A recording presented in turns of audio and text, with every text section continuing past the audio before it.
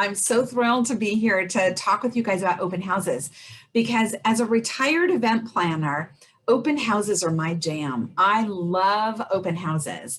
I love creating an event out of them rather than just doing your standard, same old, same old. And so I think it's going to be this is going to be a really fun session, and I hope you guys are taking notes. So obviously today our focus is, on holding open houses. And the good news is that I think at this point for the majority of the state, we're all in level 2, as far as opening back up, which means we can do open houses again. We can have a maximum of 10 people present during an open house, including our, plus us. So that's 11 people in the home at one time. And, I want you guys to be thinking about expanding your understanding of what open houses look like, because again, it doesn't have to be one way or another. So we're gonna want to use and take advantage of a lot of different strategies. Okay, so all righty. So are we ready to dig in? Yeah. So again, the goal of our time together today is to learn how to successfully do open houses, and I'm going to just go in and share my screen, share my my view. We want reading view, I think. Yes. Okay. So here we go. Now, obviously, we're just going to recap what successful agents do every single day in their business to both grow their business and to run their business. So obviously, the first thing that we're going to do is lead generate for buyers and sellers. And who disagrees that open houses are not a great source of lead generation? Or maybe who agrees that they are and why? Yeah, Ashley, you're going yes. Lexi, you're going yes. Awesome. Do you guys care to expound on why you think that they're a great source of lead generation for both buyers and sellers? Nobody wants to chime in? I will. Okay. I feel like we talked about this a little bit, that you will get a bunch of people through your open house that say, oh, I'm just looking, or this isn't the house for me, but I just wanted to check it out. But every single person that walks in is a potential buyer or seller for you. And I feel like you have to win them over a little bit with who you are, so that you can successfully schedule a follow-up with them afterwards, because I think every single person that comes in, and then in addition to that, when you market this open house on your social media, it shows all of your social media friends that you are a go-getter, you are an agent that's active. So I think the business can just come from a lot of different angles at you. Yeah. Absolutely. And I would add to that, when you're doing an open house, I mean, yes, you're going to attract the neighbors that are curious. The Edith Kravitz's, every neighborhood has an Edith Kravitz, right? Mrs. Kravitz is going to come check it out because, she's got an inquiring mind. She wants to know, right? But you're also going to get those people in the neighborhood that are on the cusp of selling. And so they're coming not to look at the house, they're coming to examine you, to see what sets you apart from all of the other realtors that have been doing open houses in the vicinity. And they are doing a passive interview of you. And so it's a great opportunity to really set yourself apart when you're doing an open house to attract the sellers that you want to attract in that neighborhood as well. So great. That's awesome. Ashley, you just took a bite of something. So I was going to say, is there anything that you wanted to add? No, Lexi hit it all on the head. Good job, Lexi. Okay. Awesome. Okay. So obviously lead generation, doing seller presentations, buyer presentations, get listings, preview real estate. Those are all things that we do to grow our business. And then when we're talking about running our business, obviously we're marketing to sellers. We're marketing our listings to sellers. We're showing buyers houses. We're negotiating contracts. We're doing the transaction management that successfully gets us from contract to close, right? We're managing our vendors. We're growing our database through them. We're setting goals. We're making sure that we're compliant in every area of our business. We're attending training. We're getting educated, right? And we're managing our money. you know, and so these are the things that successful agents do every day. So we're either working on our business or we're working in our business. And if you haven't set aside time on a weekly basis to work on your business, I really want to encourage you to start doing that. Friday is my day to work on my business. So Friday afternoons, I block time to not only mastermind with my assistant around, upcoming events, seminars, pop buys, all of that. But then we're also working on the business. We're looking at, what decisions did we make this week that got a return on our investment, and what decisions did we make this week that didn't?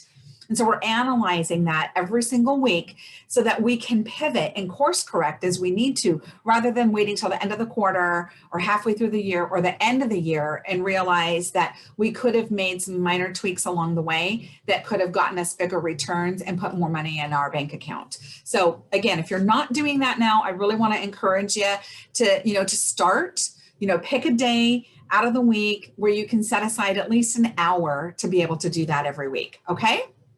All right, so I'm just curious. Do you hold open houses to sell the house or to pick up buyers and sellers? Well, the answer is you do it for both. Okay, you do it for both. Your goal in holding an open house is not only to sell the home that you currently have listed, or if you're hosting an open house for someone else, you can be borrowing a house to host an open house on, okay?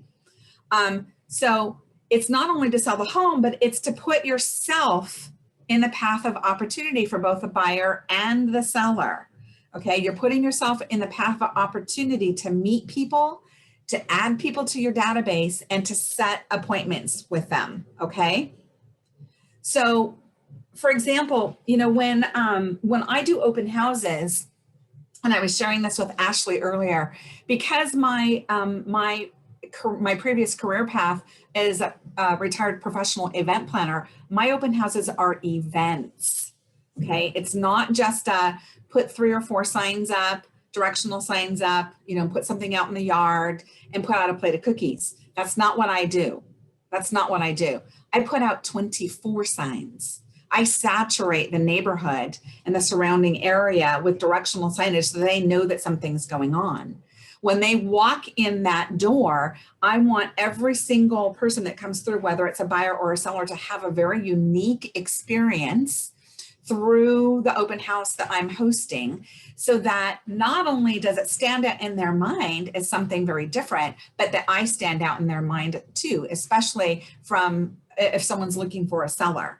So, one of the things that, you have to make sure that you do is you've got to have some kind of lead capture in place as soon as people walk through that door, because they may not be in the market to buy or sell right now, but they will be in the future. And they know at least 5 or 6 people that are. So you really want to make sure that when you're hosting an open house, that you are maximizing the opportunity to connect with those that are in attendance and to earn the right to stay in communication with them as you move forward, okay?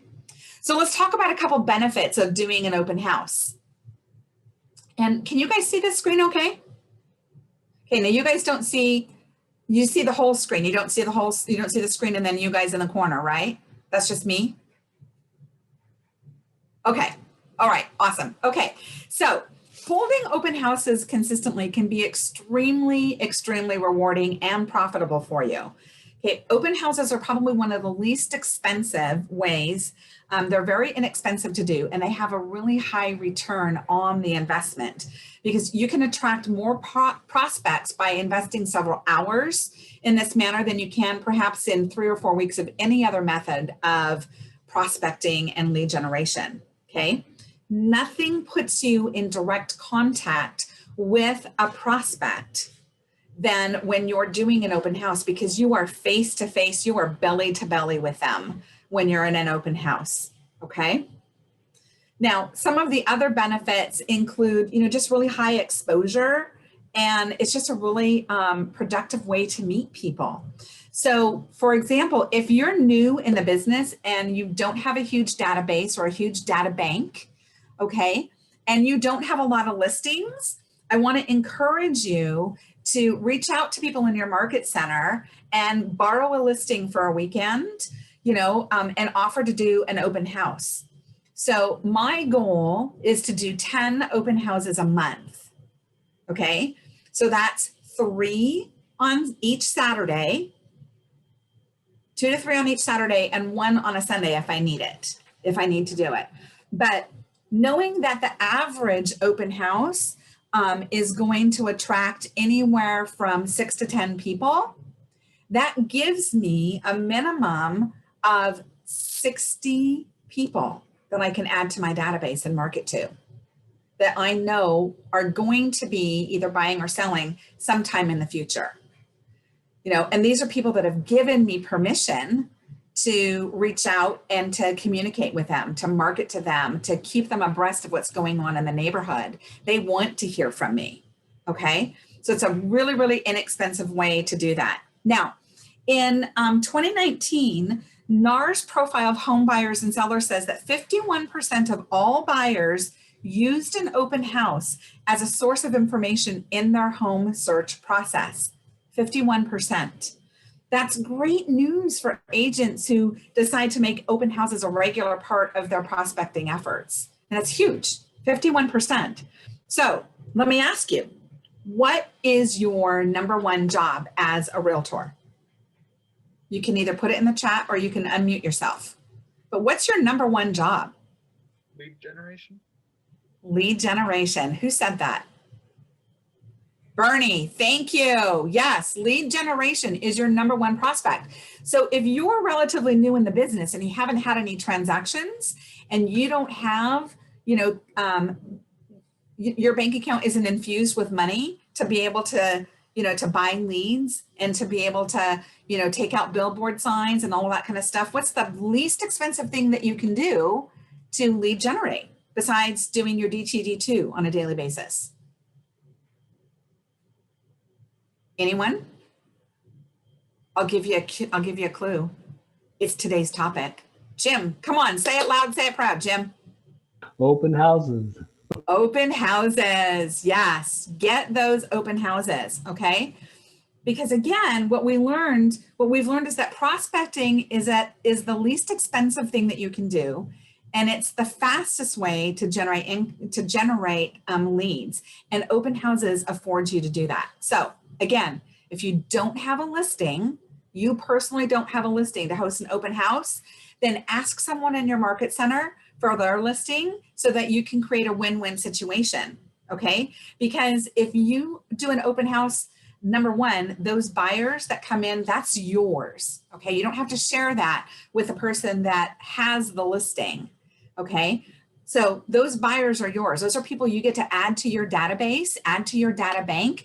And, if you're lucky, one of them will, translate into an offer on that particular listing. So then you win because you brought a buyer, and the listing agent wins because they get to sell the house, right? Winner, winner, chicken dinner. We love it. We love it. And that's one of the things, the main tenets here at Keller Williams is we're always looking for the win-win, right? So you win by hosting open houses for your fellow agents in your market center.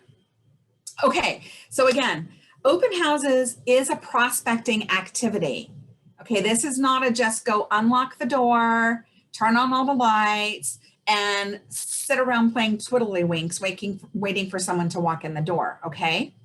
It is active prospecting meant to generate future business for you.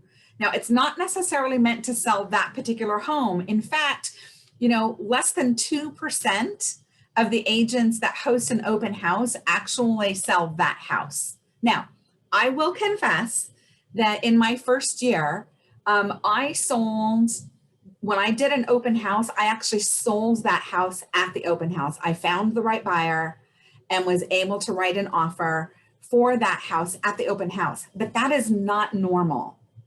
That's not normal, okay? Because again, you're not necessarily hosting the open house so that you can sell the house that you're doing the open for, although it's nice, okay? You're hosting the open house so that you can attract business, so that you can attract people to add to your data bank, so that you can be marketing to them in the future, okay? And so we're going to be reviewing the open house prospecting model, all right? Any questions so far? We're all good? All right. Ashley, is my energy good? Yeah? Okay. All right. So onward. So this is your open house prospecting model, okay? So when done with purpose, okay, with purpose, an open house is a sales event that is preceded by a systematic process and surrounded by a wealth of lead generation opportunities. So this is your open house prospecting model. So the first thing that we're going to do is we're going to prepare. We're going to set up for open house success. Now, what does that look like? Well, we're going to dive deep into this, but this includes not just selecting the property that you want to market to, because that particular property fits your business model as far as who your client looks like and what your client looks like, where they live, what they do, how they spend their free time, all of that. You want to be thinking about those things, but it's also in how you're marketing the open house in advance, okay? And how you're doing all the heavy lifting to prepare for a successful event, okay? And then once you've done all the preparation, now we're going to prospect. So we're going to promote and host the event to attract the most amount of leads to that house, the most amount of buyers, the most amount of prospective sellers even. And then we're going to pursue them. So after we've gotten their information and we put them into our data bank, we are going to follow up, because the fortune's in the follow up, and then we're going to convert them at some point. Okay. Now, no one understands that, again, not every single person that comes through is in the market right now. They're testing the water. Some buyers are actually looking just to see what's out there, what's available, and what their perceived money is going to buy. Because at this point, not a lot of buyers know what they're pre-approved for. They don't know what their exact dollar is. They have a pretty good idea. So they're testing by coming to the open house to see what they can afford. All right. But they're probably anywhere from 90 to 180 days out. So understand that when you do an open house, it's a little bit more of a long game. All right.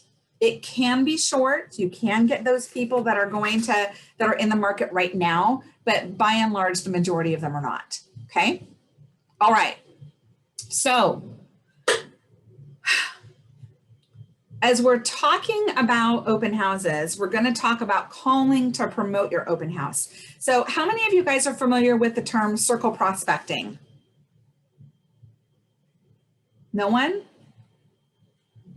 I'm going to scroll down, see if anybody's giving me a thumbs up. Anybody familiar with circle prospecting?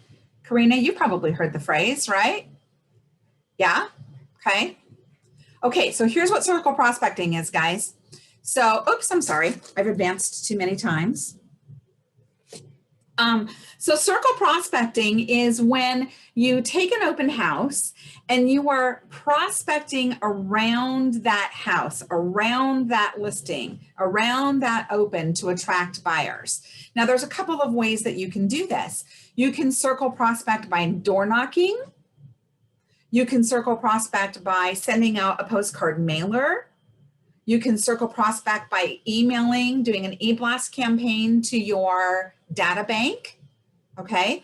And you can circle prospect by calling them, by getting a call list through either Cole Property or Cole Realty Resources, Land Voice. There's a couple of different services that you can use, okay? But here's the thing.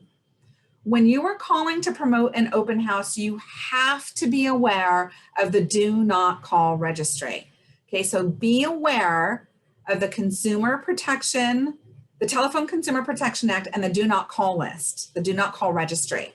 Okay, so if you have questions about how the TCPA, the Telephone Consumer Protection Act, works and how it relates to your business, talk to either your MCA, talk to your designated broker, to your managing broker, or you can just go to the Do Not Call National Registry and sign up as a vendor okay, and print up a list, because what we do not want to be doing is we do not want to be calling people that are on that list, okay? Because every time you call someone that's on that list and they complain, it's a $1,000 fine. And it accumulates. So if you have multiple people calling and complaining about you calling them, then it's a $1,000 fine for every single one of them. Okay, that can put you out of business before you even get started. So please make sure to respect the do not call. Okay, now do not call does not mean do not knock. You can still go door knock them. Okay, but just don't call them and don't text them either. All right. Okay, so let's prepare to set up for success. So once you've made the decision to host an open house, promoting it starts a week in advance. So if you've ever if you've ever done an open house that was poorly attended, it's probably because the decision was made to do an open house on Thursday for Saturday. Okay, now I'm going to stop sharing here for just a second because I want to see faces and I want to see thumbs up or hands up.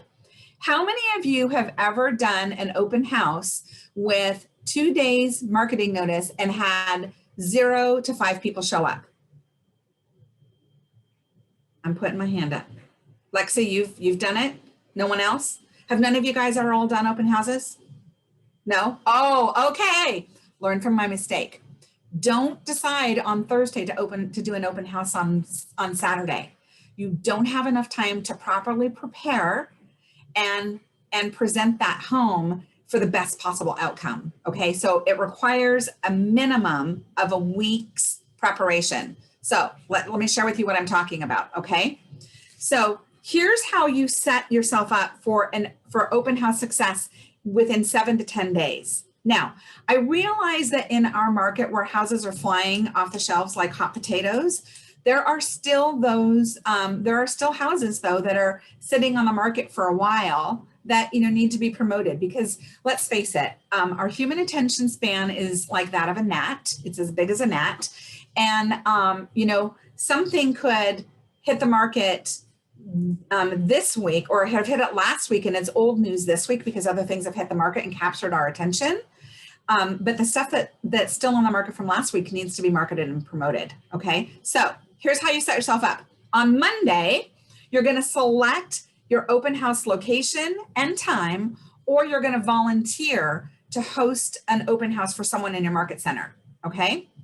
So for example, I put out on every Tuesday, I am marketing and promoting other listings in our market center for other agents. And I put the call out on Tuesday so that I can start marketing and promoting them on Wednesday. Okay, that's just marketing and promoting. That's not doing an open house.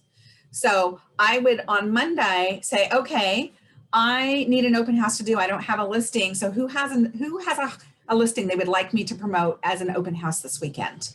Okay, put it out. We have a private Facebook page for our market center. So if you have one in your market center, great. If not, send out an e-blast. It doesn't actually have to be for someone in your market center, guys. You could offer to host an open house for a friend of yours that's in another brokerage if you wanted to. Okay, think outside the box here. Okay, but make sure that you have made a decision on Monday that you're going to do an open house. Okay, so on Tuesday, you're going to post online, generate a call list and call at least 25 of the neighbors to let them know that you are going to be hosting an open house in their neighborhood this weekend. Okay, on Wednesday, you're going to post it online again.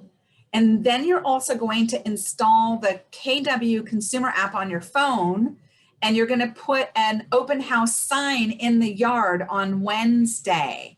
So when you post online on Wednesday, what you're going to do is you're not just going to post that there's an open house there. You're going to maybe put a link for a landing page that you created for that listing because you're borrowing it. Okay, you're going to put that on your Facebook page so that people can click right through to the link to be able to see the house before they see the house.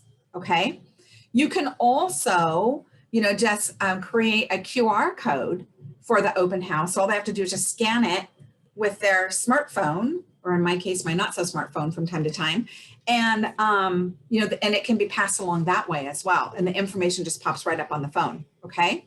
Renee, But yeah, I have no idea how any of that technology works to do that. Is that something Brian in our office would help us with? absolutely. Brian can absolutely help you with that. Yes. Yes. Or, you know, if you want to schedule some time with me, you know, later in the week, I'd be happy to show you how to do that as well. Okay. But the point here is that we're leveraging the technology to do heavy lifting for us in advance. Okay. Because we want to work smarter and not harder. Does that resonate with anyone? Yes, no, maybe so. I'm going back this way. Okay, awesome. Okay, on Thursday, we're going to post online again. Okay, and because we can only have 10 people at a time, one of the things that you can do is you can invite people to schedule their private touring time. Okay, by directing them to a Google form so that they can request the appointment, which then puts that information, you can take that information, put it into your database, and you can be interacting with them before they attend the open house. And so you can be calling them to say, you know, thank you so much for registering for this time slot at this open house this weekend. You know, what was it about this home that appealed most to you? And is this the neighborhood that you want to be in? Is this the type of home that you're looking for? Would it be helpful for you if I sent you information on other homes that are similar to this home?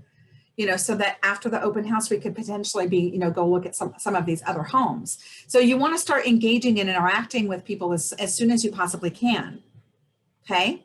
If you've put that yard sign in the yard on Wednesday to say that you're hosting an open house, for details, call here, or to schedule your appointment, you know, call here. You want to return any phone calls that you've gotten from that yard sign so that, again, you're engaging with the attendees in advance. Okay. And then you also want to email any property. So if someone, you know, sent you an email about it, you want to email them as well. So you want to interact and engage with as many people in advance to that open house, so that you find out, number one, what is their motivation? Why are they in the market? You know, when do they plan on making this purchase? Is this a neighborhood that you want to be in? What appeals, you know, what most appeals to you about this home? You know, what kinds of things do you not want to have in a home? You know, what's the time frame to be in a home? You want to be asking these questions and really qualifying them before they even show up. Yes, Lexi. Sorry. What kind of sign are you putting in the front yard? Is that something you had made up at like Mustang Signs, or is that something from the association office that just says, you know, this day and time is the... Well, I'm glad you asked that question. Thank you. So, you know, your agent, whoever has the listing, you know, will have their yard sign. I have a topper that I made that says open house, you know, this weekend, or open house Saturday. I also have yard signs, the little teepee yard signs that I put out that, and my signs say grand opening. They don't say open house. Grand opening, because that's more prestigious, right? It gets their attention more. It's an event, remember? We're doing an event. So they say grand opening with my contact information on it. And then, you know, in those little teepee signs, there's a slot where you can put a writer on the top. And so it'll say open house, you know, or it'll say this Saturday or Sunday, and it'll have the time frame on it. Okay. So they can see it's going to be open on Saturday from 1 to 3. And they've got my contact information if they need to call me for, you know, any specific details. So put that out as soon as you possibly can. Okay. And then on Saturday, as we move along the timeline here, we're going to post again online. Now this time, when I'm posting online, I'm doing a live video. Okay, something that's only 2 or 3 minutes long, not very long at all. It's just something like, hey, Facebook friends, Renee Quigley here with Agape Realty powered by Keller Williams. I'm so excited to be bringing you my grand opening open house today, located at 123 Main Street. This house was built in 1952. It's a 4-bedroom, 3-bath with 1,256 square feet. It's been updated with, a new appliance package, new floors. I'm giving them the real, okay? I'm giving them the real. And I say, hey, if you haven't secured your time to come look at this today, I'm going to be here from 1 to 3. Just shoot me a text. I'll reserve a time slot for you. I look forward to seeing you soon. And hey, by the way, for the first 5 people that come through the door, I have a gift for you today. Done. Video, get it out on Facebook, okay? And then you're going to place all of your directional signs. Now, the average agent is going to place anywhere from 3 to 4 directional signs, usually within a 1-block radius, okay? Now, because I don't know if you guys have picked up, but I am a person of like extremes, okay? I like to knock things out of the park. And if there are other open houses in my vicinity, I want to make sure that they disappear, okay? So I put out 24 signs. Okay, that's a crap ton of signs. And they go out, I put them out with my lender. My lender helps me do this because he has a truck. And I put them out at like 6 o'clock in the morning, all pointing to the house that I'm hosting the open. And there's a sign in the yard that says it's open from this time to this time. And it's because when people wake up in the morning, I want them to see my signs. Okay, the sign elves were out in the middle of the night and we're putting the signs out. I'm saturating the market. Yes, Brittany, Ashley. what kind of signs do you put out? Do you have like literally 24 of the same signs? Like tell us which kinds you're putting out. Yeah, it's 24 of the TP yard signs, the metal yard signs, okay? And they all say the same thing. Grand opening, open house. With my logo, the Keller Williams stuff, and the direction, the arrows pointing to the direction, leading the way. I think of my yard signs as breadcrumbs that Hansel and Gretel are leaving behind. Okay. Everything points to this open house. Everything points to the open house. Okay. Now that happens usually at 6 o'clock in the morning for me. So I'm done by 7. And as an FYI, when you're doing your directional signs, if you're doing it in the wind, you want to make sure that you have sandbags to hold your signs down because we get like, 25, 35, 50 mile an hour winds at times. And I don't want my signs blowing over. So I have these little tubes. I bought a huge sandbag at Walmart for like, I don't know, it was less than $3. Okay, that's about, I think each one of them is 20 pounds. And then I broke them up into like, 2-pound little bags. And I put them across my signs at the bottom on both ends so that they don't blow over. Okay, but I'm going to put those directional signs out. And then 2 hours before the open house, so if it's at 1, at 11 o'clock, I am door knocking the neighborhood. So I'm going 5 houses on one side of my open house, 5 houses on the other, and 10 across. Okay? And when I door knock them, I am taking a bag of microwave popcorn with a label on it that says just popping by to let you know I'm hosting an open house at your neighbor's house today, 123 Main Street from 1 to 3. Please feel free to stop by and take a peek and invite your family and friends. And then I have a QR code on that as well. So that all they have to, and it says, please scan me for details.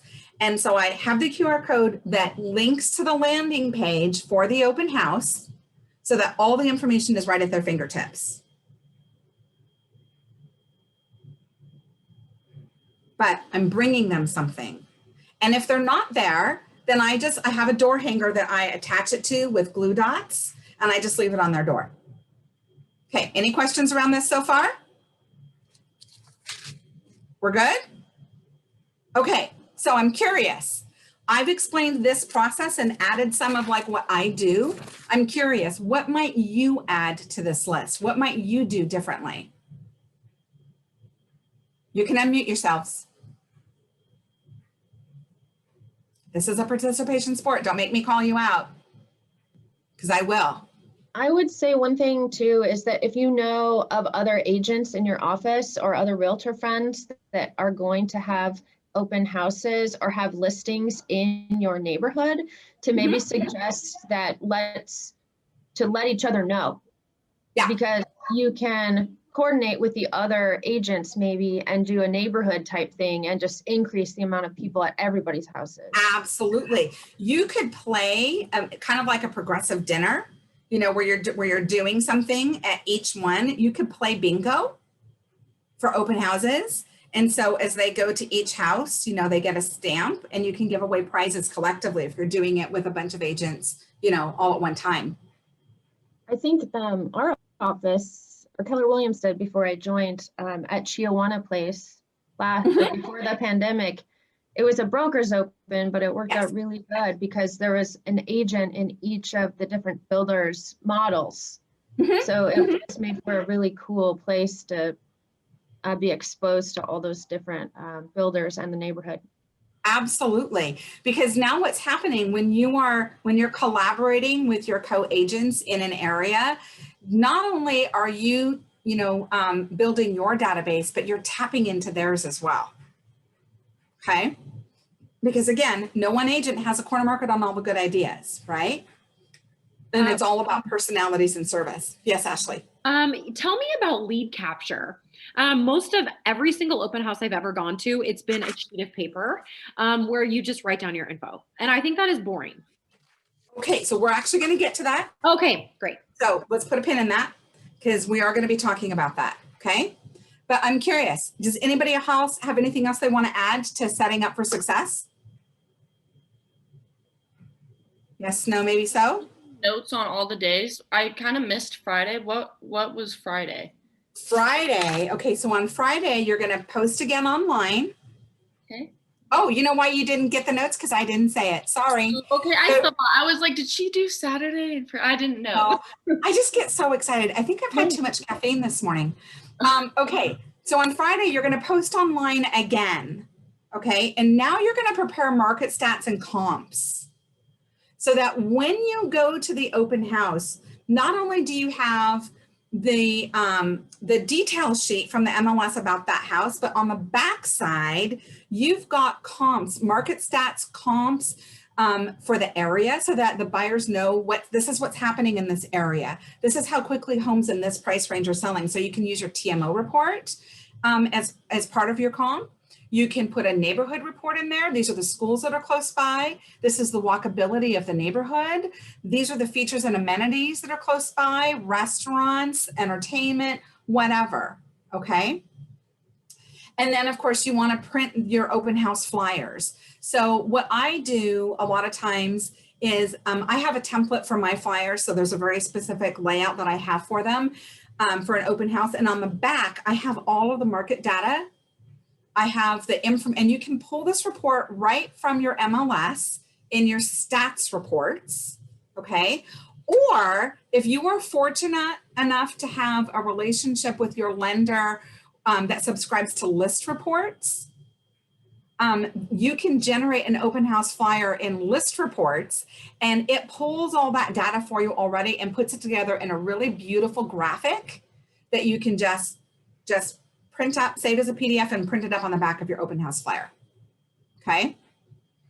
So list reports is great, guys. I love list reports, but you can only use it through a lender. So ask your lender, what kind of marketing collateral can they provide for you? Okay. Because if they're not using list reports, they're using something similar. And so they can tap into that for you and provide that. And then here's the beauty of it. Then they can print your open house flyers for you and it doesn't cost you a penny. Okay. So great question. Anything else? Anyone else? No? Okay. We're going to talk about planning for success and then we're going to take a quick little break because I don't know about you guys, but I think I have had too much coffee and water and I need a little break. Okay. So let's move on to the next screen. If I can remember how to do that. I went the wrong way. Okay, so we're planning for success. We're preparing next. Okay, so a large part of preparation should be considering the location and the time of your open house activity. Now, over 50% of people who stop at an open house do so by impulse. So they're not necessarily planning to attend an open house on Saturday. It's kind of like, I don't know about you guys, but I love to yard sale. And so I can be driving down the road, and if I see a yard sale sign, hello, I'm rubbernecking, and I'm going a different direction because I like to treasure hunt at yard sales. It's the same thing with a lot of buyers. If they're not actively working with an agent and they're just, again, they're more in the curiosity phase of what's happening in the market, when they see an open house sign in a neighborhood that they're potentially considering, they're going to pop in. Okay, so 50% of people who stop at an open house do so by impulse. Location, though, matters in this respect. So are you positioning your event in the path of traffic? And what time are you hosting it? Is it near a school? Are you hosting it when school gets out to attract those impulse shoppers? So let me ask you, what is a competitive time to host an open house? What's the most competitive time? I imagine sometime after like 5 o'clock, people are off of work, something like that. Or in the 5 weekend, o'clock? Saturday. Saturday's a huge one. Saturday's a huge one. Almost everybody and their dog is hosting an open house on a Saturday. Okay, so if you're considering a Saturday open house, you need to be considering what you're going to do to stand out from the crowd, from all the white noise of all other agents. So like I already shared with you guys, I stand out by massing out the neighborhood with signs. It's like everywhere they go. And it's funny because buyers will say to me, gosh, I saw your signs everywhere. You must be really busy. I see your signs everywhere. No, I'm not really busy. I just planned ahead and I saturated the market with signage so that you think I'm really busy. It's an optical illusion. Doug? So you said you have an assistant. Do you have you and your assistant, you both like split up those duties, or are you personally going out and putting in signs, just looking at the location, or have you trained that person and be like, hey, take a look around? And Okay, so I'm glad you asked that question. So I've only had an assistant for 3 months and we haven't been able to do open houses. So prior to this, it was me and my lender. Okay, me and my lender are going out and we're looking at the neighborhood and we're looking at all of the access points going into that neighborhood and the traffic patterns. And we're making sure that we're putting signage in the high traffic patterns first. And then we're making sure that all the access points to that neighborhood then get saturated as well. Okay, and so I'm out there at 6 o'clock in the morning in my yoga pants and my hair in a ponytail, and sometimes with a jacket on if it's cold and whatnot, but I'm out there doing it, and so is he. And we split up, we conquer and divide, because to put 24 signs up, to have to make 48 stops really, because you're stopping to get out of the car, to take out the sign and go, stop and go, stop. And then you're doing the reverse when you're picking them all up. So that takes a lot of time and energy. And usually by the end of it, I'm too poop to peep. So my lender does it with me. My lender is also at my open house, and we'll talk about that here shortly, okay? But when we're talking about planning for success, we need to plan the location, plan the time, study the traffic patterns, and then also make sure when we talk about local practices here, if your open house happens to be in an area that's governed by an HOA, you need to make sure that the HOA is okay with you putting signs up. Don't just assume you can put them wherever you want, because this is what will happen. If you haven't gotten permission to put up a bunch of signs, they're going to collect them. They're not giving them back to you. They throw them away. Okay. And when you're talking an investment of 24 signs like I have, that's hundreds of dollars. I can't run the risk of them being thrown away. So if there's an HOA, then you want to make sure that you're calling to make sure that it's okay that you put these signs out. And they may tell you, yes, but you can only put them here, here, and here. So adhere to whatever that HOA is, make them your friend and don't be an enemy of them. Okay. Because you want their support. Okay. Are we clear on that? All right. So any other competitive times to host an open house that you guys can think of? We talked about after school, we talked about evening, and we talked about Saturdays. Renee, it used to be before COVID that I think Hanford had certain Fridays off. Hanford Fridays, that doesn't exist anymore. Oh. 'cause Every that Friday used is to a be Hanford great Friday. time. Yeah, Yeah. my dad works at Hanford. He's the operations manager out there, and so yeah, every Friday they have off. So Yeah, every Friday is Hanford Friday now. it's a long time. They get up at 4, but they have 4 Yeah. days, which is awesome. So Yeah, yeah. So really, Fridays is a good day, right?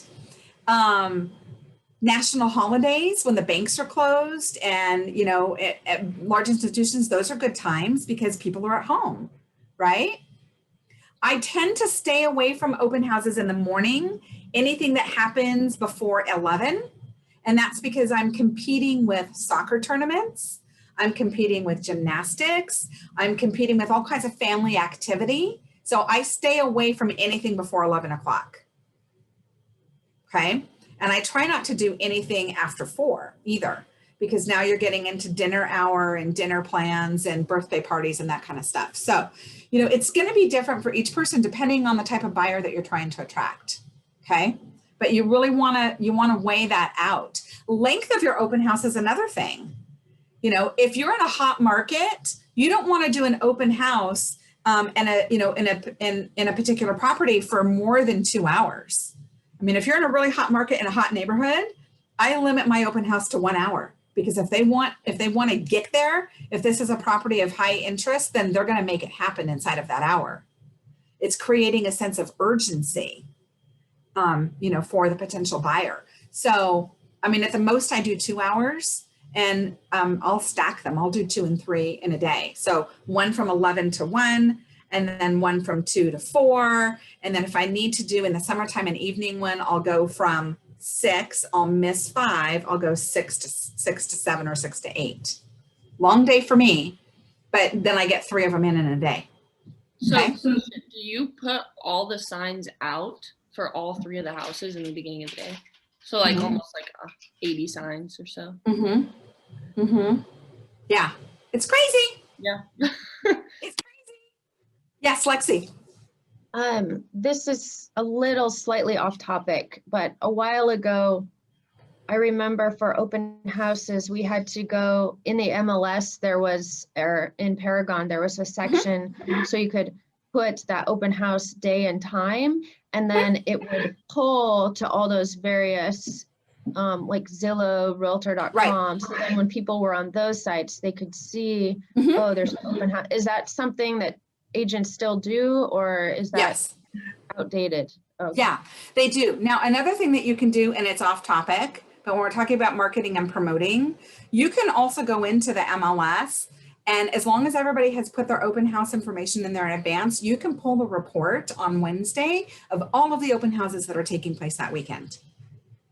So when we're talking about preparing your collateral and preparing your market data, on Saturday morning, okay, and you're doing your printout on Saturday morning, you can print that entire report and then hand that out to people as they come. I realize this one might not be the right house for you, but are you aware of other open houses in this area? Here you go. Here's a report. And you can hand that. So now you're coming from contribution and you're giving them something of value. Okay. All right. Are we ready to move on? Yes? No? Maybe so. Let's do this. Okay, I'm going to finish just this last section, and then we're going to take a 10-minute break, okay? So we can go use the loo and return phone calls. All right, so door knocking. Door knocking is an excellent, excellent way to garner interest in your upcoming open house, okay? And so we're going to do a quick little script and role model this particular aspect of door knocking. So we're going to, I believe it's on, what page is it on in your handout? It's on page 6. If you guys will turn to page 6 in your handout. Okay, you've got a script there for door knocking a neighborhood. Okay, and the script goes I'm going to say it, and then you guys are going to get to practice. It'll break you up into some small groups here. So you're going to do this before the open house on Saturday morning, okay? And you're door knocking to invite the neighbors. So the script goes something like this. Hi, I'm Renee Quigley with Agape Realty, powered by Keller Williams. And I'm at your door because your neighbors at 123 Main Street have asked me to invite you to their open house today from 1 to 3. Now, I want you to feel free to bring someone with you, maybe from work, a friend, a relative that you think might be interested in buying in the neighborhood, because this is what we know. This is what we know. You can't pick your family, but you can pick your neighbor. Okay. So, can you help me pick your neighbor? And by the way, when I find a buyer for this home, I'd like to be able to share with them what people are, what people like about the neighborhood. So can I ask you, what is it that you like most about this neighborhood? And let them tell you. And they might, and if they say, oh, really, what is it about that you like most? Why is that important to you? Dig a little deeper, ask a couple, go 3 deep on the questions.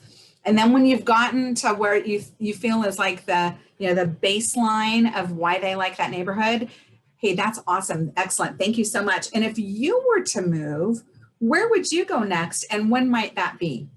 Because now you're finding out from them if they are a potential seller, a potential prospect for you. Okay. So the other thing that I say to them is that, and by the way, when I put when we sell the house, I'm going to come back through to let you know a little bit about your neighbors so that you guys can welcome them to the neighborhood. Would that be all right?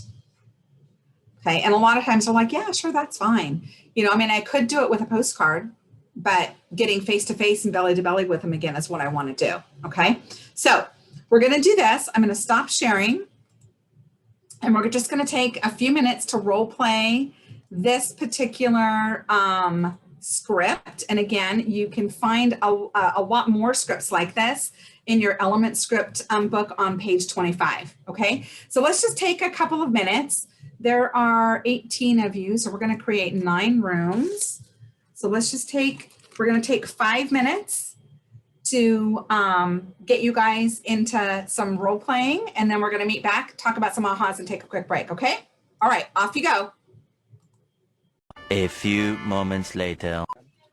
Okay, as everyone starts to come back into the room, I want to hear some ahas about this little role play exercise that everyone did. Well, I know we didn't necessarily do that, but one thing that I really did like was on the script that you gave us, or that I have on this too, was asking them about what their favorite things is, because that's the easiest sales to everybody else then, right? Like, I love that the neighborhood has this every week. And then when you're in the open house and somebody's asking about it, and then you just regurgitate exactly what they said. Exactly. Because now it's not your words and it's not salesy. It's like, hey, by the way, overall, this is what the neighbors said. They love this neighborhood because of how easy it is to walk around, that they can walk their dogs, that the park is close by. So they don't have to, pack up the whole car to go across town to take their kids to the park. There's a park right here. That they really enjoy. And and by the way, did you know that on Saturday mornings they have like live yoga, free yoga in the park? I mean, how fun is that?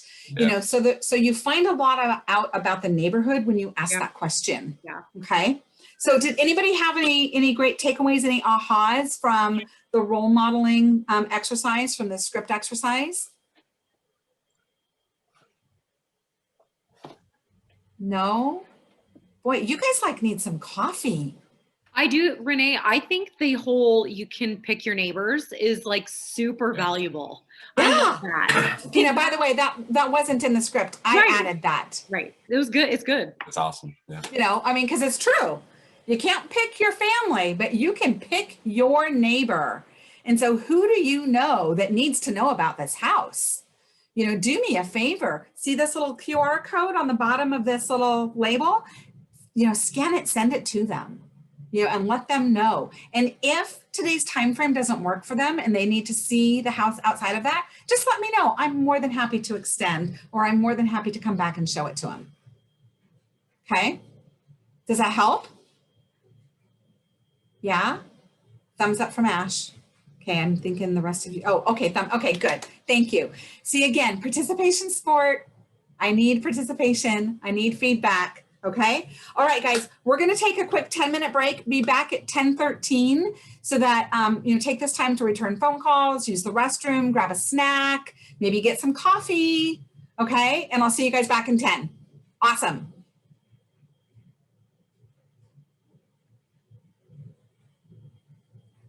Hey, Miss Karina. How am I doing? Am I doing okay with this? Yes, it's so good to see you. And I'm taking great notes. So yeah? thank you very much. Yeah. Oh, awesome. Awesome. Awesome. How are things going in, in your real estate world there with Ken's team? I love it. I have, so many buyers who are pre-approved, but there's just nothing out there. I know. Golly. So what kind of price points are they in? Most of them are all like first-time home buyers. Mm-hmm. So that's like 360 and under. I think 360 is my, I'm looking at my board. 360 is my highest. And so I'm just waiting every day, like to find that home for each of them. Or I have several that are wanting land. And like, those are the two things that are just not available right now. Yeah. Available. And a couple of mine are like, 230 and under. Yeah, I've got several that are in that.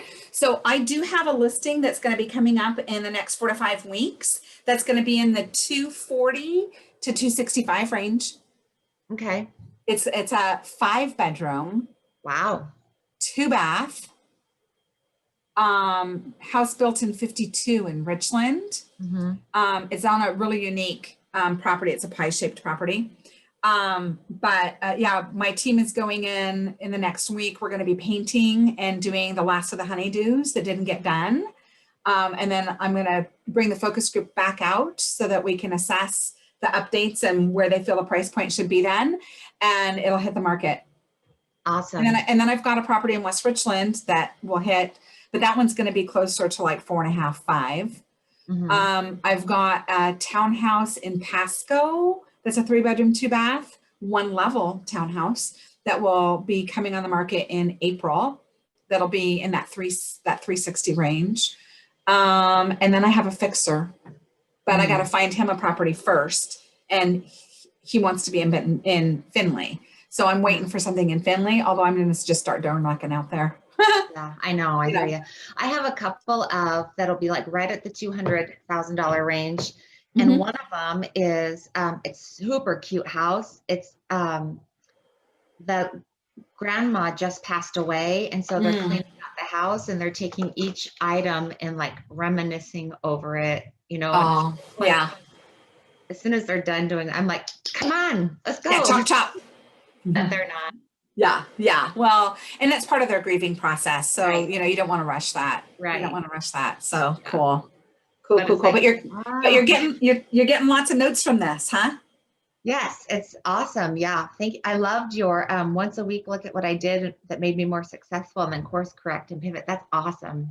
Mm-hmm. I mean, doesn't have anything to do with open houses, but that's awesome. So well, because it's straight out of the 12-week year. So have you read that yet? Yeah, I did a while ago as with the MCA hat on. So I need to look at that now with an agent hat. Yeah. And it's a minor tweak. Every week it's a minor tweak, because that's easier to accomplish than trying to reinvent the wheel all at one time. Well, and you forget, right? If you don't write it down and really evaluate it, you forget about what worked and what didn't. And so Right. Humanity's doing the same thing over and over again, right? Expecting different results. So yeah. It's almost like I think myself as a new agent probably needs to do that every day. Really look and reevaluate, okay, what worked today, what didn't. So I've been doing that with my prospecting and looking at what times are working, because sometimes in the morning doesn't work and this part. So when I was at New York Life, we'd have to make our calls every day, right? And I learned very quickly that in order for me to get 10 contacts, 10 appointments, I had to make, or actually just to get 2 appointments, I had to make 31 calls. 31 calls got me 2 appointments. So if I'm making 31 calls a day, I know my numbers, I'm gonna get at least 2 appointments. And again, it can be 2 appointments for any time in the future for any purpose. So whether that's business to business, whether that's a buyer presentation, it's a listing presentation, it's following up on a lead that came through, you know, and setting that time. It's just going to coffee with someone in my database. You know, whatever that is, I have to make 31 attempts to get 2 appointments. Yeah. Yeah, You know? I'm getting the appointments and I'm getting the pipelines full, but I'm not getting the closings. So I Mhm. need to, It'll come. and I need to up the appointments because I need to get the closings. So Yeah. I'm stuck in the wood, but I'm not getting the end result yet. So I need to up everything to get what I Okay. want. So I'm going to remind you of something that you said to me a year ago when I was really discouraged when COVID first hit. And everyone around me was they're closing this and they're listing that and they're da da da da da da da. And you said to me that what is happening now is fruit of the labor from 90 days ago. So what were you doing 90 days ago? Well, 90 days prior, I was doing the ball. And my whole real estate world stops when I do the ball because it's a huge thing and it requires my undivided time and attention. Okay, so the work that you're doing right now will translate in 90 days. So just keep doing the work. You can't control the results. You can only control your effort. Right. You can only control your effort. So lead generate, you know, lead follow up, you know, and take listings. But you can't control the result of your actions. So you just gotta keep plugging away. You just Right. it'll come, you know, and that's why I need it you know, now. I know you do. I want it know right you now. do. Hey, sister, I'm right there with you. Right, ladies? Right, but- everybody else? But the truth of the matter is that, you know, the business is there. It's there. Well, and it's all about strategy too, right? Because I'm writing offers and it's like, Ken's looking at my offers and he's like, they look great. I don't know what, you know, and I'm sure everybody else is the same. Like, how many offers are you going to write until one gets accepted? Like, well, the answer could be 7 to 10. I had one gal that, you know, we wrote 7 offers before we got a yes. 7. You know, and so it's a timing issue. There are so many variables in play that we can't control that. So just control what you can, which is your efforts, you know, your daily activity and your follow-up, and the rest of it will come. It will come. yeah. Okay, so we're getting ready. We've got about 30 seconds until we're back. I have a So- question. Sure. Do you invite your active buyers to your open houses? Yes. Okay. Because we've gotten into a situation a couple of times where we have 2 sets of our own buyers that want to make an offer on the same house. And that gets a little sticky. So I was just wondering if you had any Yeah, thoughts about I that. invite them, and this is what I tell them. You know, if 2 of my buyers want to write an offer on the same house, okay, the buyer that signed with me first is the one I represent. And then the other one I referred to another agent. I'm still going to get a referral fee, but this way there's no conflict. There's no conflict of interest. And I'm not breaking loyalty. Okay. Perfect. That's pretty much what we did. We ended up having myself represent one couple and then my husband represented the other. And Yeah, we just, there you go. There you go. Yeah, and here's the thing: if they don't win, so you want to refer them to someone that's going to give them back to you, right? So if in doing that you represent one, they don't win, you refer the other one out, they don't win. I want them both. You know, I want them both back. You know, I want them back, and so it's a one and done kind of thing where I just need you to represent them for this transaction because there's a conflict for me. Okay, that's operating your business at a very high level of integrity. There are some agents that don't do that. There are some that will write offers for, you know, if they've got 5 buyers that are all interested in the same property, they'll do all 5. And I personally have a problem with that. I can't do that in good conscience. I can't. Plus, it's an ethics violation in my opinion. Okay, so welcome back, everybody. Hopefully you guys had a chance to return calls and get yourself something to drink, something to eat. So let's get back into it, okay? Oh, I see chat. Okay, oh, okay. I see Veronica. All right, not a problem, not a problem. Okay, so again, for those of you that can turn on your your cameras, I would love for you to do that because I would love to see your faces. All right. But let's continue. So we've done our role play. By the way, I'm curious. Oh, I think I already asked this question about like ahas through that. Did you guys pick up on any vernacular, any verbiage that you feel you could adopt very easily, that sounds very natural for you, that would make door knocking easier? No one? I liked the question that was in there about asking what they like about the neighborhood. I feel Yeah. like that's something I would have an easy time doing. Oh yeah, yeah, yeah. Because again, I think one of the reasons that we don't door knock is because we're afraid of what to say. We either don't know what to say or we're afraid of being rejected. Well, number one, rejection is a part of life, so just get over it. But number two, when you know what to say or you know what you can say, it just makes the process easier. So I've had situations where I've knocked on someone's door to tell them about the open house. Oh, well, we're not interested. We're not selling.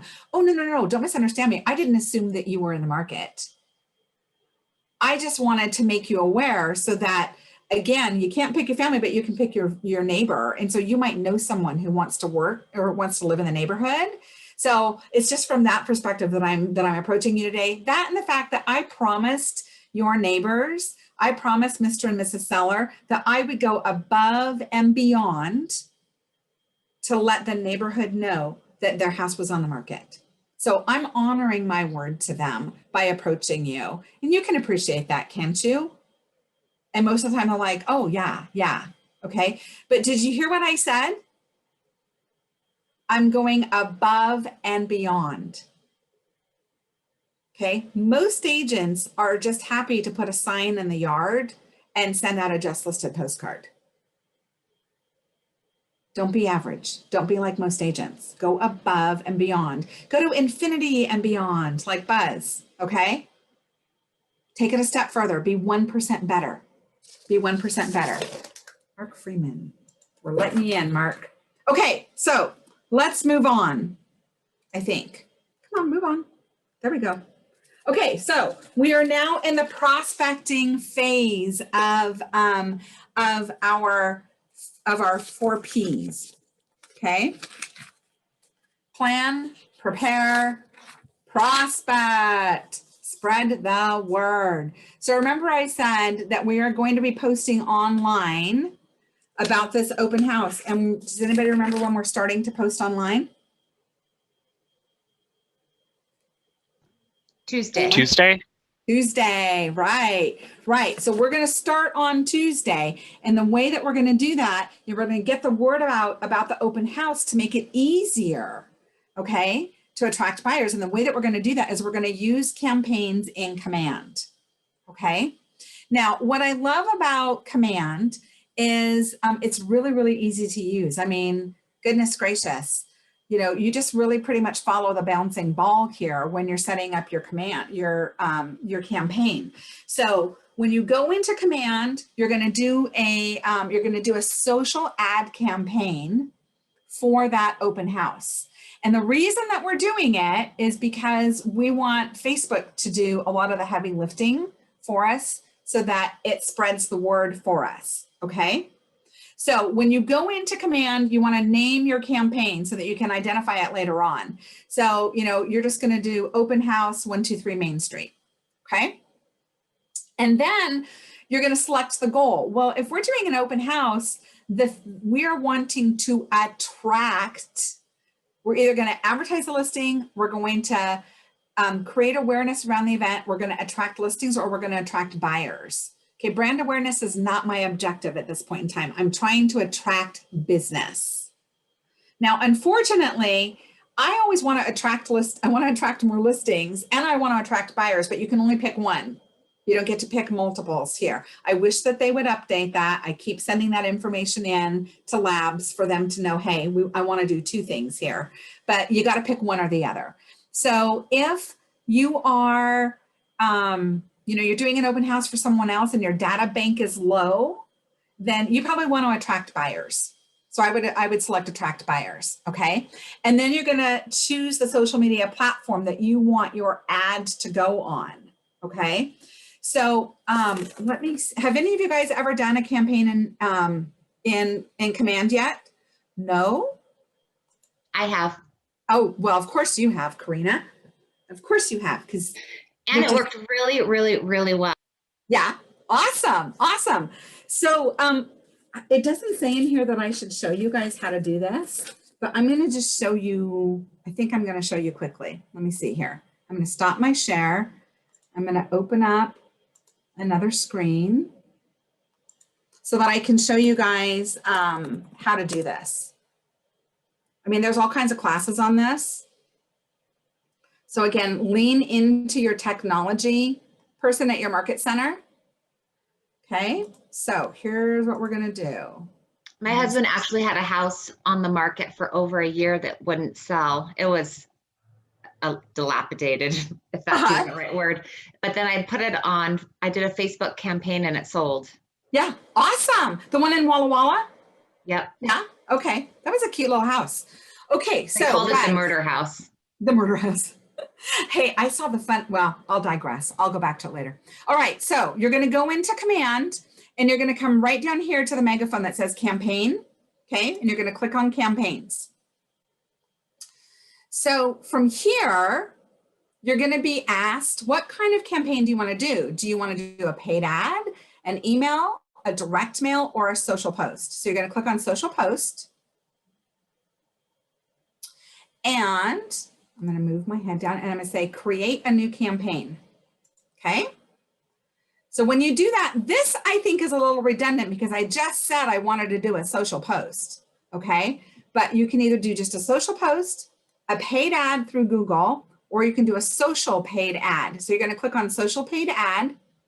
And here I'm going to say open house 123 Main Street. And my goal is to attract buyers. So I'm going to go right here. And then where is it going to run? I disconnected my Twitter. I was not happy about some of their practices recently. So I disconnected Twitter. So I'm just going to put this on Facebook for now. I don't think my Instagram is active. Okay, so from here, I'm going to select set up campaign. So once I go here, my name and goal is open house at 123 Main Street. I'm going to add a listing. So I'm going to just use my little city view listing right here because it's populated already. And I'm going to select this one.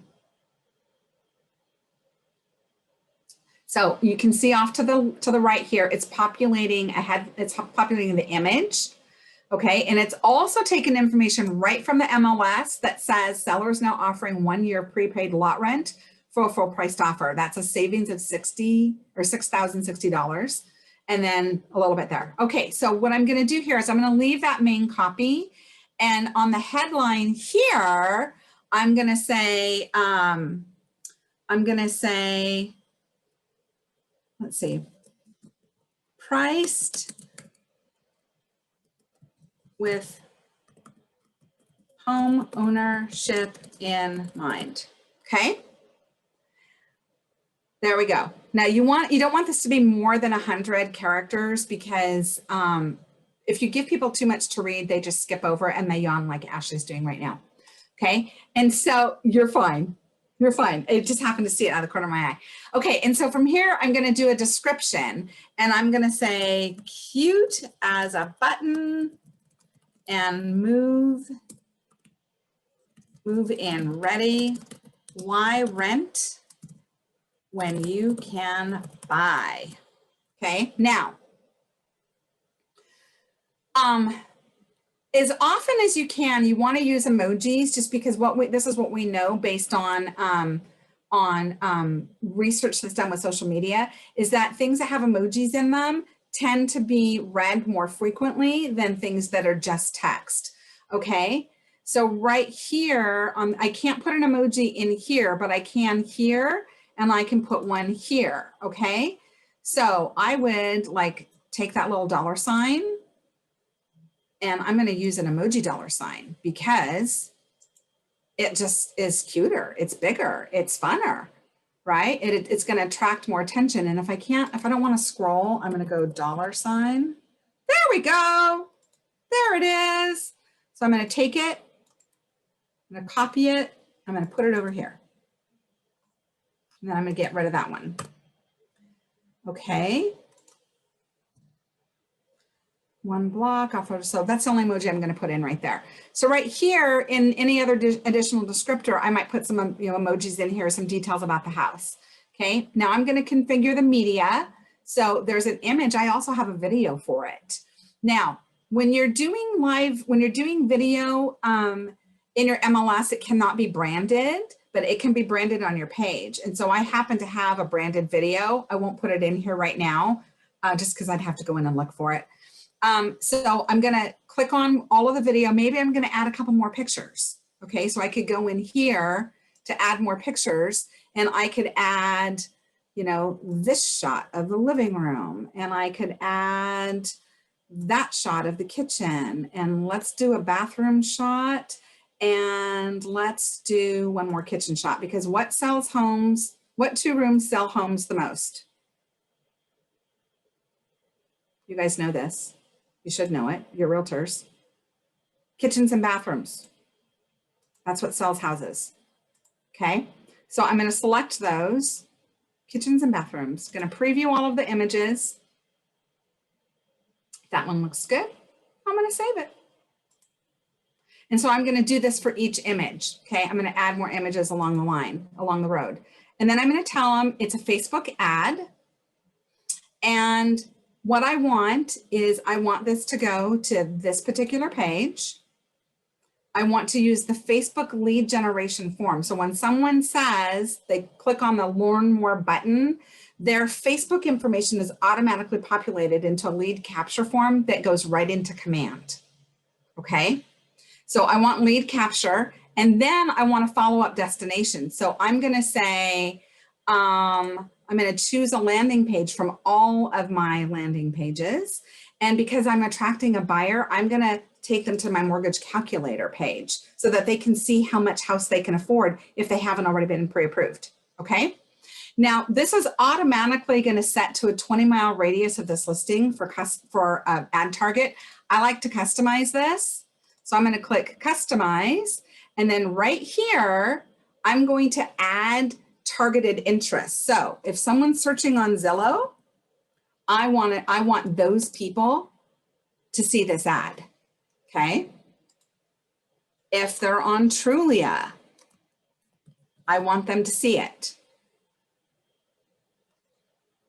If they're on realtor.com, because we know they're looking there already, right? So this is how we leverage those search sites to drive business to our site. Okay. And maybe I want a first-time home buyer. Helps if you spell it all correctly.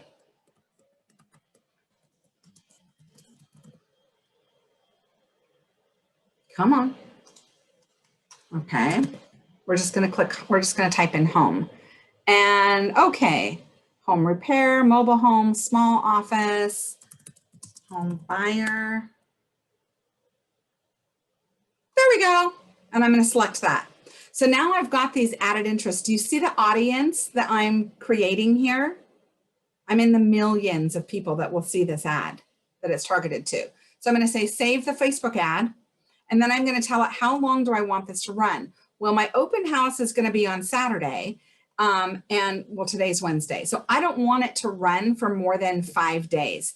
The longer it runs, the less market saturation for ad you'll see. So I like to do anywhere from 5 to 7 days. So if my open house is on Saturday, does it help for people to see the ad on Sunday? Maybe they missed it and I can still provide information to them. So we'll go 10 days.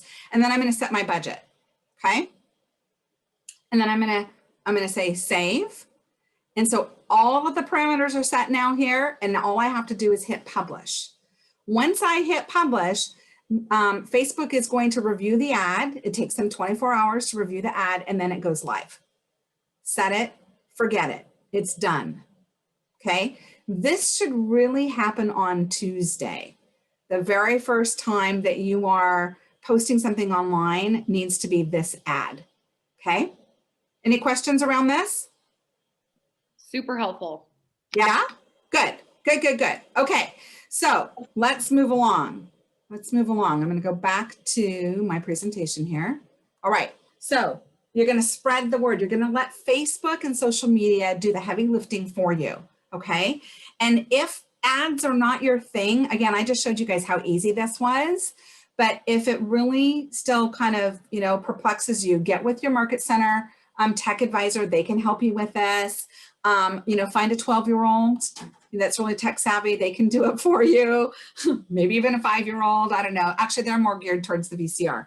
But, you know, find someone to help you with this because it really isn't that hard, guys. It really isn't.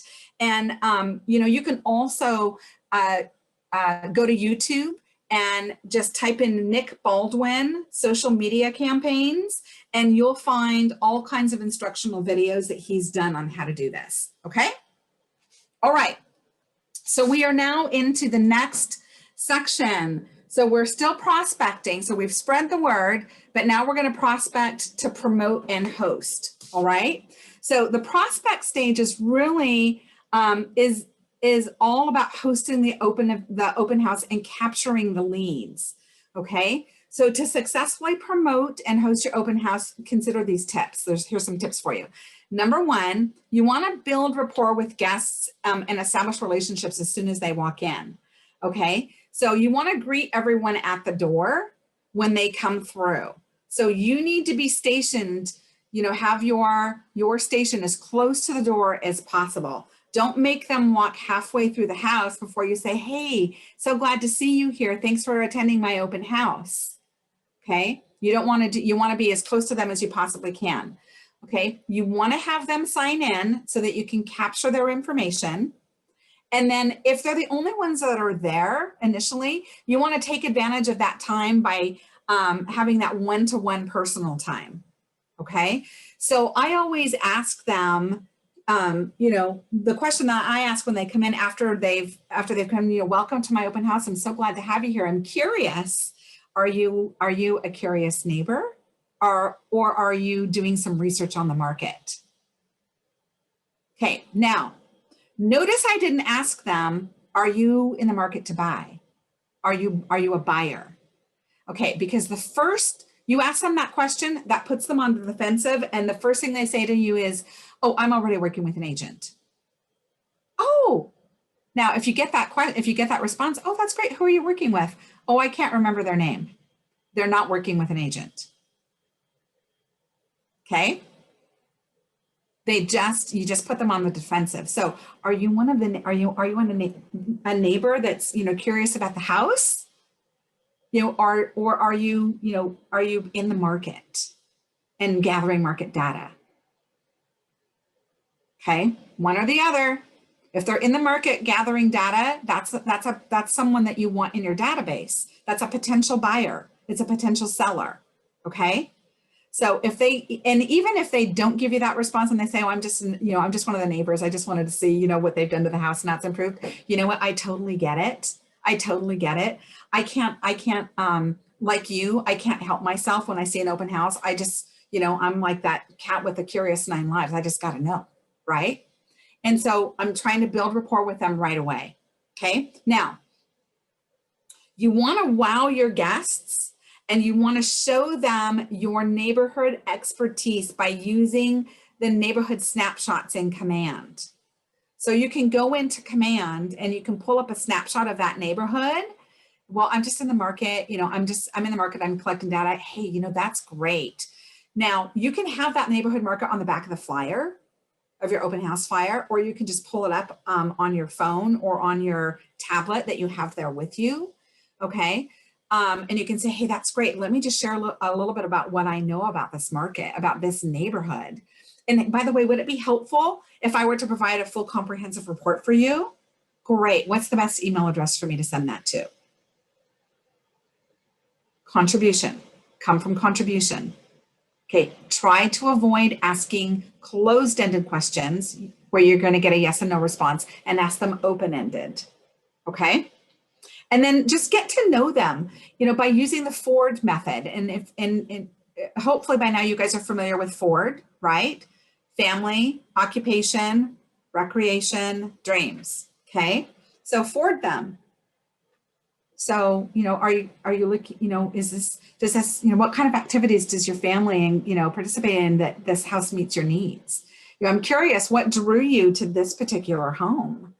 You know, um, do you have kids that, can be enjoying playing soccer in the backyard? Find out, get to their motivation, okay? And then qualify your leads by asking them probing questions. If this property doesn't work for you and your family, what other properties may be of interest to you?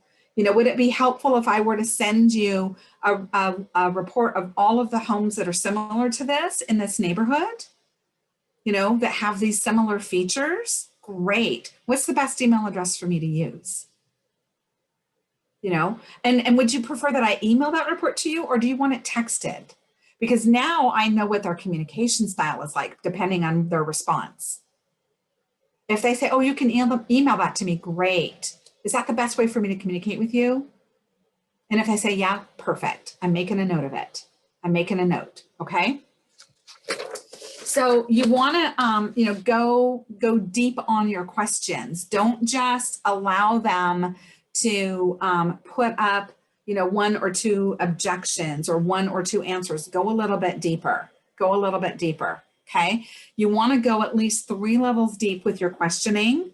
And if a client says that they're interested in the school district, you might ask them things like, how many children, do you have at home? Are they all of this school age, or are you coming into this district because you're preparing them for the next, for this school? What are the ages of your kids? What kind of activities do they like to do?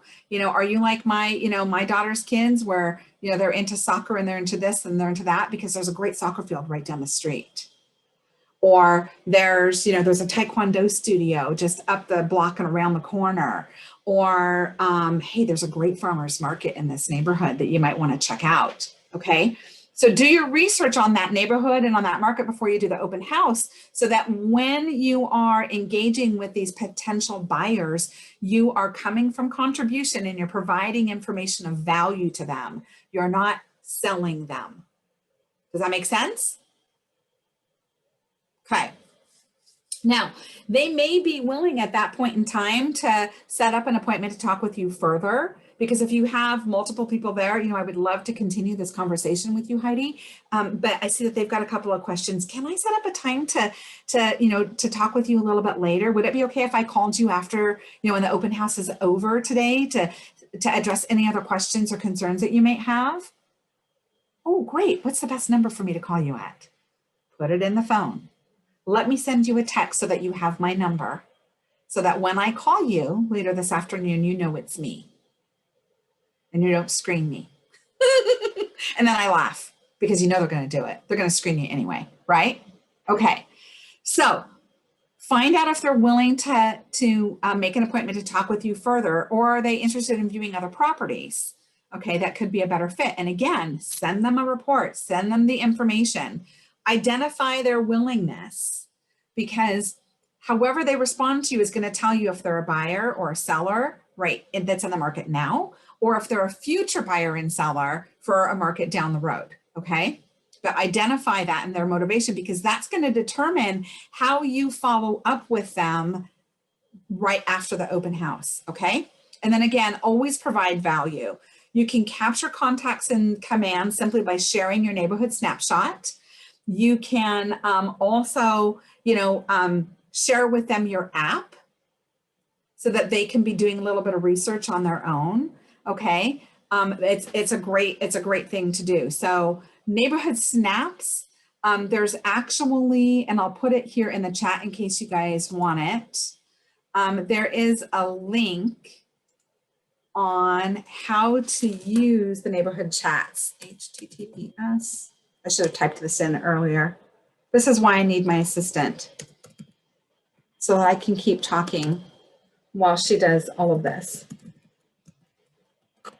kw.com/hc/ENUS. I'm just going to do the short one for right now. There's more. Oh, no, there isn't. That won't help you. 3600189063393.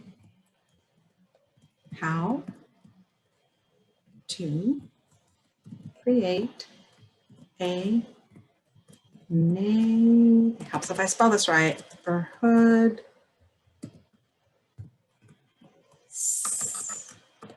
snapshot landing page for a compact. That was a really long URL.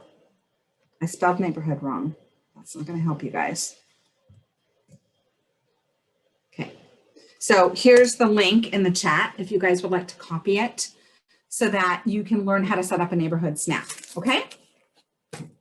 Any questions around this so far? We're doing good? Yes, I see lots of nodding heads. Okay, awesome. All right, so the next thing that we're going to do is we're going to capture the lead. So Ashley, here's the answer to your question. Okay, so we're going to capture the lead. So one of the most important prospecting tools in your open house toolbox is going to be capturing the contact information of the prospect that's visiting your open house. So so you can add them to your database and nurture that relationship down the road. Okay. So the best practice to use in an open house would be to have your visitors sign in upon arrival as soon as they come in. Okay. Now, some agents make this a requirement, stating that it's a safety measure. And I do this. I say, we would appreciate it if you would sign in. Obviously in this COVID environment, not only do we want to ensure that we're keeping our sellers safe, but they want to know who's been in the home so that if anyone comes down with COVID and it gets traced back, we have a list of everybody that's been here. Now, I take it a step further. I say, and so to that end, to protect you, our other guests and our homeowners, we're going to take your temperature. Okay, so I have them sign in, name, address, phone number, and then I take their temperature. Okay, so again, I go back to the contact tracing. If an outbreak occurs and it's traced back to this event, I want to know who was here so that I can notify you and let you know that you may have been exposed. Okay, now obviously we're taking all the safety precautions that we can, but this is what I need to do. Okay, so I do that. And then now when you do that, you'll have plenty of opportunity to wow them with your tech, and your expertise after you've signed them into the event. And you can even ask them to leave something of value with you while they tour the home. Like maybe they need to leave their car keys or they need to, I don't know. I never ask people to do that. I don't ask them to leave me anything. I'm giving them stuff because I'm generous that way. I like to give. I don't like to take. So, I'm curious, if you don't use a sign-in sheet, what are some other ways that you can capture the contact information, the leads that come through the open house? So what are some things that you guys can do if you don't have a sign-in sheet? Create a QR code to where they scan it and then they can enter their information and then it is captured on a data sheet. Absolutely, that's one way to do it. Sure, I love that. Thank you, Quentin. Anybody else? You could do some sort of raffle or giveaway. Yeah, you absolutely can. You absolutely can. Anything else? No? So let me tell you guys what I do. So I have a visitor feedback form that's printed. So you guys have all seen the big clipboards, right? Well, I have clipboards that are half this size, so they're smaller. Because if you hand someone a clipboard with, a sheet this large, it's going to overwhelm them and they're going to be like, I'm so out of here. So I use the half ones that have a little half page on it, and it's a feedback form. And so it not only provides their name, their contact information, okay, but it asks questions like, we ask them to rate the house. So what did you like best about this house? What did you like least about this house? And if you were in the market to buy this house, what do you think of its price point? And if there was anything that that the seller could do differently that would encourage you to buy this house, what would that be? Notice none of it was yes and no. What did you like best? What did you like least? What do you think of this price point? And if the seller could do something different, you know, what would encourage you to purchase this home, to write an offer on this home? Now, not only do I have a clearer understanding of what they like and what they don't like, so that as I am, you know, nurturing them in my database and I'm researching properties for them, I have a better understanding of what they like and don't like, number one. But number two, I'm providing genuine and honest feedback for my seller about the condition of their home, what needs to be improved, and are we off on our price? Okay, because that's going to tell me how long I could potentially have this house on the market. And it's also going to tell me potentially where, if I need to take a price reduction, where that price reduction should be at. Okay, so a lot of valuable information there, and none of it's yes and no.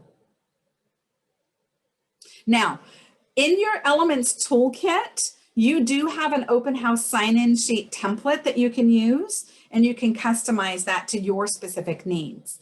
And if any of you wants my feedback form, again, I'll put my contact information in the chat, and you can email me and I'll send it to you, okay?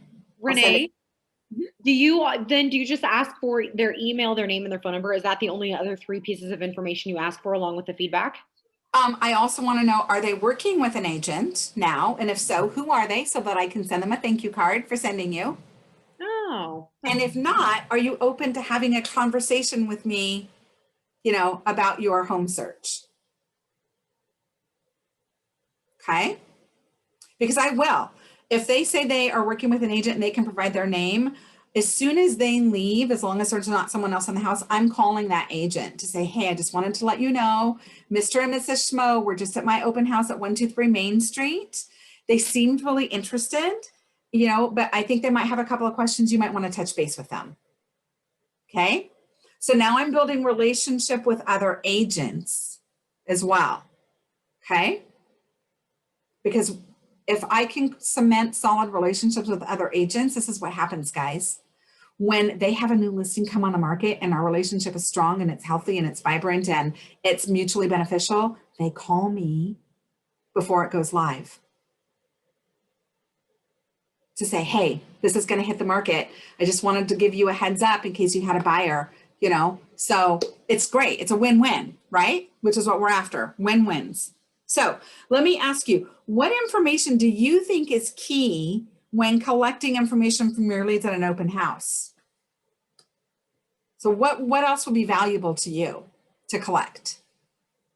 I feel like you need one piece of personal, something that's unique about that family. Like, oh, we just came from our daughter's softball tournament and she's going to state.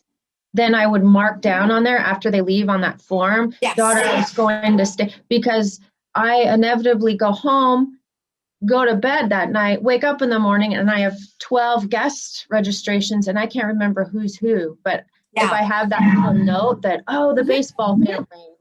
Yeah, I do the same thing. I make notes when they leave, just things that will jog my memory about them, so that when I'm touching base with them, I can refer back to it, you know, and remind them. Because sometimes, you know, they're like, oh, I'm sorry, who are you again? Oh, remember you came to my open house at 123 Main Street and you were sharing with me how, you know, how your daughter was getting ready to head off to a softball tournament in McCall, Idaho. And so, you know, we had a conversation around that, and I was sharing with you about all of the amazing, you know, softball fields, baseball fields around here that she could practice at. Oh, yeah, I remember you now. Okay, great. You know, so I'm just calling to follow up, you know, to get some additional feedback and your thoughts. How did you feel? You know, what were your thoughts about that open house? If I were a fly on the wall, what would I have heard, you know, in the conversation and, you know, in the car on the ride home? You know, so I'm going to engage with them. I'm going to touch base with them. What other information do you think could be helpful? In this market, I think it would be helpful to know if they're working with a lender or if they're pre-approved. Yeah. Okay. So now, Remember when I said my lender helps me set up my signs? My lender is also present at the open house for two reasons.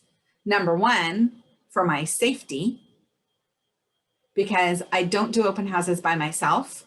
You know, we realtors put ourselves at risk every single day when we're meeting strangers to show them houses, and especially at an open house, you know, we're a target. And so I have my lender there to provide security and backup for me, but also in the event as I'm talking to them and finding out whether they have a lender or not, I'm like, well, hey, I'm sorry to hear that you don't have a lender, but guess what? My lender is right here, and he actually can do a pre-approval on the spot. It takes like 10, 15 minutes of your time.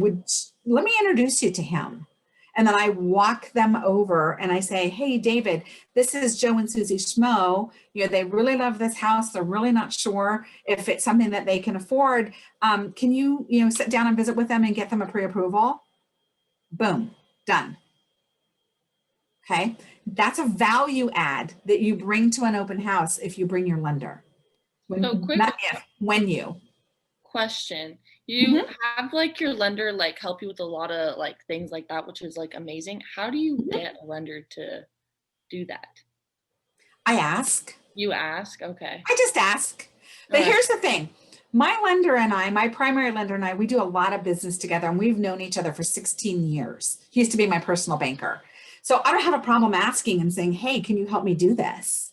But he understands not only the methodology around or the methodology around my grand opening open houses that I do. Okay. He understands what I'm trying to build and it aligns with what he's trying to do. So he's got buy-in already. He's got buy-in. We've got the relationship. We refer back and forth to each other all the time. And so he's always willing to help me. He's always willing to help me. If your lender's not willing to help you, find another lender. Do you only have one, Renee, like exclusive? Primary. I have one primary, but I have six. So like, for example, if I'm working with a veteran, I want to partner them with a lender that specializes in VA loans. So I have one lender that excels in that area. If I am working with someone that needs a USDA loan and using that program, I have a lender that specializes in that. If I'm working with a first-time home buyer and they need to be familiar with all of the programs that are available to them, then I have a lender that specializes in just that. Okay, so, and it goes to personality. I want to make sure that the personality of the client aligns with the personality of the lender, because if their communication styles aren't on the same level, if their personalities, aren't going to mesh, it's not going to be a good fit. And who does that reflect on? Me. Well, here's the thing, ladies and gentlemen, I can make myself look bad all on my own. I don't need anybody's help doing it. Okay. And I certainly don't need my lender making me look bad. Right. So it's really important that I match people up, because again, we are matchmakers. We're matchmakers for sellers and buyers. We're matchmakers with a buyer and and purchasing the right home. We're matchmakers in finding the right lender to work with them. It's all about the match. Okay. All right. So moving on. Any questions about this, about capturing leads? We're all good. We're golden. Going once, going twice. I can't see all of you at the same time, so I'm just making sure. I went the wrong way. Boom, boom, boom, boom. Okay, so a great chance to leverage KW technology is to ditch the paper sign-in, okay? Is to eliminate the clipboard. Now, I'm a little old school. I like paper. I like it. It's tangible. I like to touch it. I like to know that I took that the information got captured correctly and stuff. So I like to do it old school. But if you really want to leverage and maximize technology, then you want to ditch the paper sign-in and create a landing page for the property that you're holding the open house for. Okay. So I'm going to demonstrate for you guys how to create a landing page in Command so that you can direct potential clients, buyers or sellers, to a site. All right. So let me do this. I got to open. I'm still in Command. Okay, good. Go back and share my screen with you guys. And we're going to go this way. Okay. So can you guys all see my screen? See my Command screen? Okay, great. So what we're going to do is we're going to go over here to the consumer icon, which is this one right here at the very bottom. Okay. And we're going to create a landing page around a listing. Okay. So the way that you do that is, and you can see these are my landing pages right now that I have, but we're going to create a new one. So we're going to go here to create a page. Oh, and by the way, if you want to open up and minimize this screen to open up Command, feel free to do that and follow along, okay? But remember, you're going to get a recording of this, so I'll send it to you. Okay, so we're going to go to create a page. Create a page, come on. And we are going to add a landing page. So we're not doing it on your agent site, which is it's a permanent page. Because landing pages change all the time, you want it separate from your site. So you're going to go as a landing page for lead generation. So I'm going to say, click that, and I'm going to create the page. Now, this is the fun part. So the first thing that I'm going to do is I'm going to click this little pencil icon, and I'm going to change the name of the landing page to Open House 123 Main Street. If I could type. Okay, there we go. All right. So from here, what I'm going to do is, you see all of these widgets on the right side of your page? I'm going to do I'm going to brand this page to me. So I'm going to I'm going to grab the branded header, and I'm going to drag it right to the top. And see my information pops up. And then I'm going to take the listing widget, and I'm going to put it right below it. And here's the pre-filled in listing widget. Okay, now this isn't going to stay because I'm going to change it in a second. And then what I'm going to do is I am going to go right here where it says lead form, and I'm going to put that at the bottom of the page. Okay. And if I scroll all the way down, you can now see where I've got a lead capture form right here. Okay. So from here, I'm going to customize the page. So move my little widget over here, move you guys over for a second. So it's going to say configure the widgets. So I'm going to click configure the widget, and it's going to say my branded header. See the green checkbox? This is already configured. I don't have to do anything here. All I have to do is change this information right here. So I'm going to click on this. I'm going to browse for a listing, and we'll just do, because it's here right now, we'll just do this one in Cedar Rapids, Illinois. I'm going to say select. And I'm going to use all of the information from the listing. Do not overthink and complicate this. Don't try to customize every single aspect. Just use what's in the listing. So I'm going to hit save and apply. And here's what happened. I've got my branded header. I've got the listing information. This one sold, by the way. But here's all the specs about the house. And here's the images. It shows me the details. It shows me the map. And oh, look, if you're interested in this property and want to talk about it, send me your information. Okay, so they're going to fill this out, and then it's automatically going to be sent to me through Command. The information is going to populate, the contact information is going to populate into Command, and I'm going to get a notification that I have a new contact that I need to follow up on. How easy peasy is that? Are we liking this? Yeah, I see Veronica's head, or Victoria's head going, yes, yes. Awesome. You can pull the listing, Danielle, the same way, even if the house belongs to someone else. You just have to get permission from the listing agent to market and promote their open house. Okay. But yes, it's the same thing, exact same way. Okay. So you're going to pull up the information and now say right here, I'm going to publish this page. I want to make it visible to everyone else. Okay. So here it is, 123 Main Street. Now, I don't like this long URL. So I'm going to go to these three dots and I'm going to say, change the URL. I don't want this. I want to change this to 123 Main Street Open House. Scooch that on over. Please remove them and try again. Symbols and spaces are not allowed. It doesn't like that. Hold on 1 second. Sorry, guys. Okay, that's good. Save the landing page. Cancel. Oh, there's one other thing I wanted to do here real quick. On this branded header, when we're configuring the widget,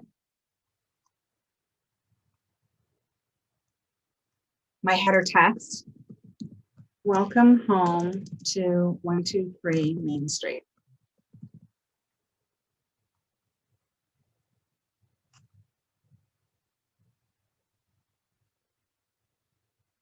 So now when I go look at that page, this is what the end user is going to see. Except for it didn't update it properly. I'm sorry. Well, okay, but you're going to go here. I like to just go in and I like to change the URL to the address. And for some reason, it's not letting me do it today. I like to change it to a short one. Now, once I get, even if I have to use this one, what I'm going to do when I market and promote this is that I'm going to take this URL. This is not in my notes, guys. So this is a hack from me to you. Okay. I'm going to go to bit.ly.com.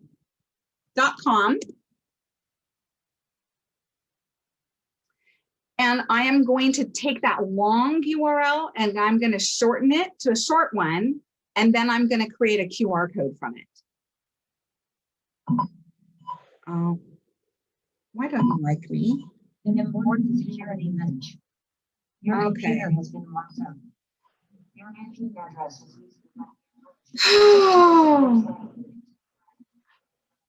Oh, I know why I can't get in here. No.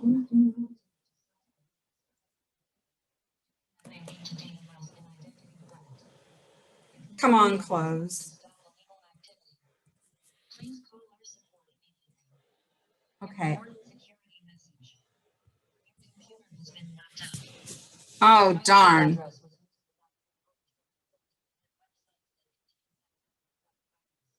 to safety. Back to safety. Okay.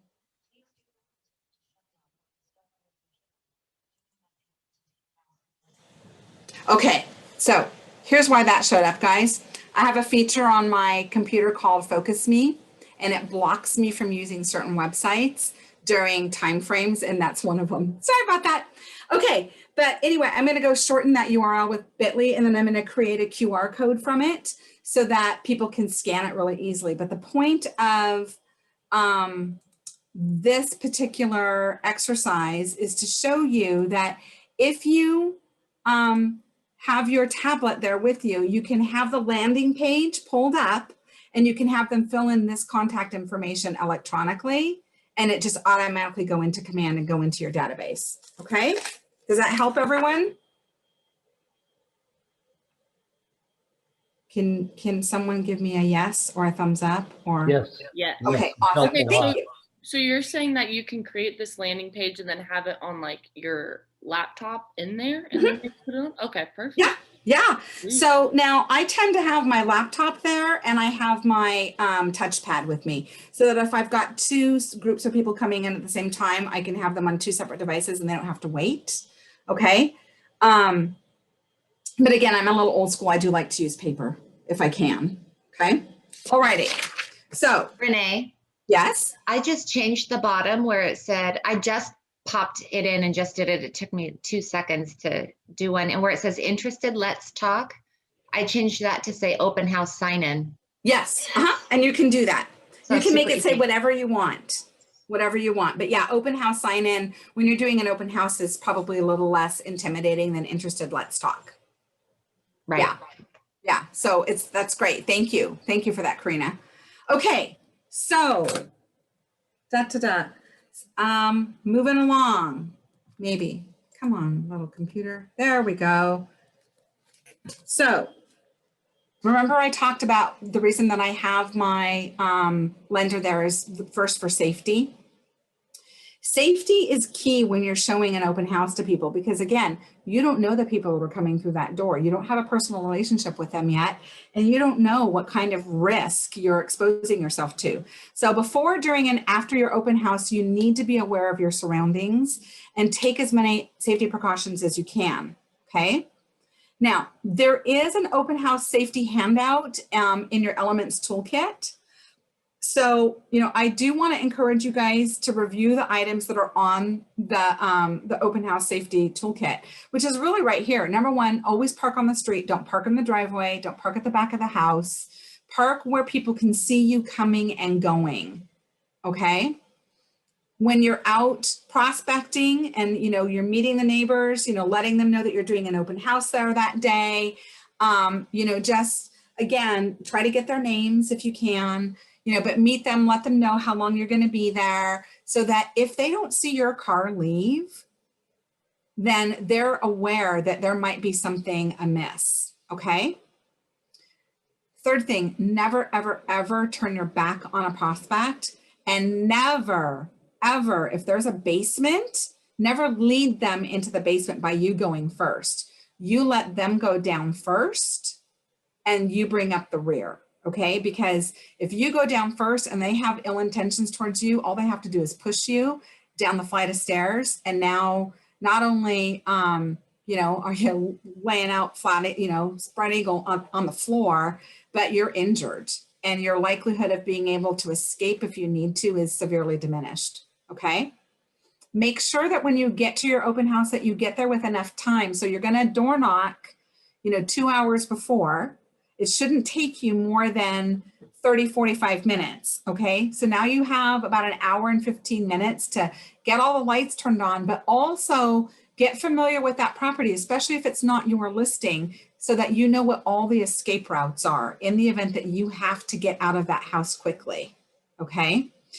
I don't know about, the MLS up in Spokane, but here in the Tri-Cities, we have, the Bluetooth technology to, to let us in, so that we can get into a house, our Super E-Key. There is a feature on it on the bottom that has an alert button. So I always, throughout the open house, I always keep my phone with me. Okay. It's always in my hand or it's in my jacket pocket. And if I need to hit that, and my GPS is turned on because that's the only way that it'll unlock the door. It's got your GPS location on here. I keep it with me. And if there's an emergency, I hit the alert button and the MLS will notify EMS exactly where I am. They know where I am and they can send help right away. Okay. That's if I'm doing this by myself. Try not to do open houses by yourself.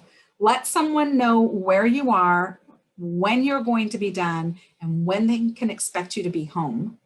Okay. And always make sure I have a go box for open houses. Make sure that in your go box that you've got your cell phone charger there with you so that you can keep it properly charged and don't run the risk of not only the GPS and the locator not going dead, but that people can find you. Okay.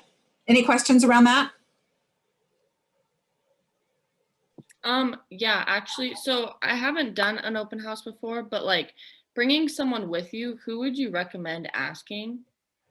Anybody. Okay. And it's not Bring a weird lender. to have like a family member at an open house. Like, is that unprofessional or? No, it's fine. I mean, just don't make it be kids, but Yeah, you no, can obviously, anybody yeah. there with you. Here's the thing. If it's a family member or a friend that's not in real estate, just make them aware that they cannot share any information about that house that isn't on the detailed print sheet that you provide. Okay. So they can't speak to the neighborhood. They can't speak to anything other than what's on that sheet. Okay. And their standard response needs to be, that's an excellent question. Let me have Victoria answer that for you. Or let's ask Victoria. Okay. So, but it can be a family member, it can be a friend, it can be a lender, it could be another agent in your office, or an agent from another, from a competing office, it doesn't matter. But make sure that you've got at least one person with you during the whole thing. I mean, number one, it makes setting things up easier and tearing things down easier, but it also minimizes your likelihood of being a victim. Okay? Okay, thank you. Absolutely. Any other ahas about this so far? Ahas about this section? No? Okay, we're going to move on. So here's our last P: pursue, follow up, and convert. You guys have all seen the conversion funnel in MREA, okay, which is where this is taken from. So in the pursue stage of the open house process, you'll engage a system whereby you ensure that you stay in contact with your leads on a consistent basis. So don't worry if a lead says that they won't be able to buy for 9 months. The lead generation model provides ample opportunity to engage every type of lead, whether they are ready to buy or ready to sell today, or if they're in the future, okay? So you really want to maximize this. Now, what we've captured, now that we've captured this lead during the open house, we want to cultivate the lead. So the way that we do that is, number one, we input that prospect into our database, okay, and segment it. So segment it by their last initial of the last name for the DTD2, segment it by it's a buyer, it's a buyer in the market now, a future buyer, a buyer in 5 years, whatever, or a seller. But tag them in such a way that you'll be able to create a touch plan around that tag, around that client, so that you stay in touch with them, okay? Now, if you've set an appointment up with them to go view properties, make sure that you schedule that on your calendar, okay? And also make sure that you capture that information in Command. There's a place for you to create an opportunity. Every single buyer that you put into, or every single seller contact that you put into Command, is an opportunity. So tag them as an opportunity and then take them along the process. Is this someone we need to cultivate? Is this someone that we need to nurture? Did we set an appointment? When was the appointment set? Did they keep the appointment? This will allow you to track all of your numbers so that you can see your conversion rates at a very high level. Okay, so the way that you want to tag your buyers is they're either an immediate buyer, an immediate seller, a future buyer, or a future seller. Don't overcomplicate it. Just use one of those 4 tags, okay? And then you want to customize a touch campaign to make sure that you stay top of mind with them. How do you do that? You put them into a smart plan. They're either going to be on a 36 touch nurture plan. They're going to be on an 8x8, maybe for the first 8 days that you convert them and then move them into a 36 touch. Okay, whatever you do, you want to use a high value touch for the immediate buyers and sellers so that you cement the connection. Okay, does that make sense? Awesome. Okay, and then you want to use a 19 to connect campaign to capture the prospects, and then the 36 to convert them so that you stay top of mind and you walk them up your value program. Because again, the name of the game is not just to capture the lead, but you need to convert them at a high level. Okay, so convert them, stay in touch with them until they're ready to buy. Make it so that your name is the number one name that they think about when they think about, the agent of choice that they want to work with when they're ready, when they are in the market. Okay, does that make sense? Are we liking this? Okay, I'm trying to see how many more pages do I have to go. Wow, okay, so Now that we have reviewed strategies for getting people to our open house, to our event, let's talk about some best practices for hosting your event, okay? So we're into best practices. So obviously you can see what you're looking at are 4 ways to really stand out at your open house. So consider some tips. You could host a speaker. So a guest speaker, such as a general contractor, a stager, maybe a lender, a landscaper, someone of that, you know, in that realm, may draw more of a crowd. Your potential buyers may also be looking to sell their own home. So a stager could offer some tips to spruce their home up for sale. Okay. You could actually do like a little mini seminar where you actually have your lender, you have a contractor, you have a landscaper, you have a stager, you have, trying to think, those are really pretty much the top 4, but have them all there so that they can answer questions and obviously allow them to market and promote their own businesses there. So you know how like you go to a trade fair, set up a trade fair in the open house, have them staged in different areas of the room, in different areas of the house. Number 1, they will help to keep eyes and ears on the event for you. So eyes on the seller's property to make sure nothing goes missing, ears to provide feedback that maybe those that are attending the event aren't willing to give you directly, okay? Offer a gift. I think Victoria said this earlier. Offer a gift, hold a raffle, such as by raffling off a gift certificate for maybe one of the services of the vendors that are there.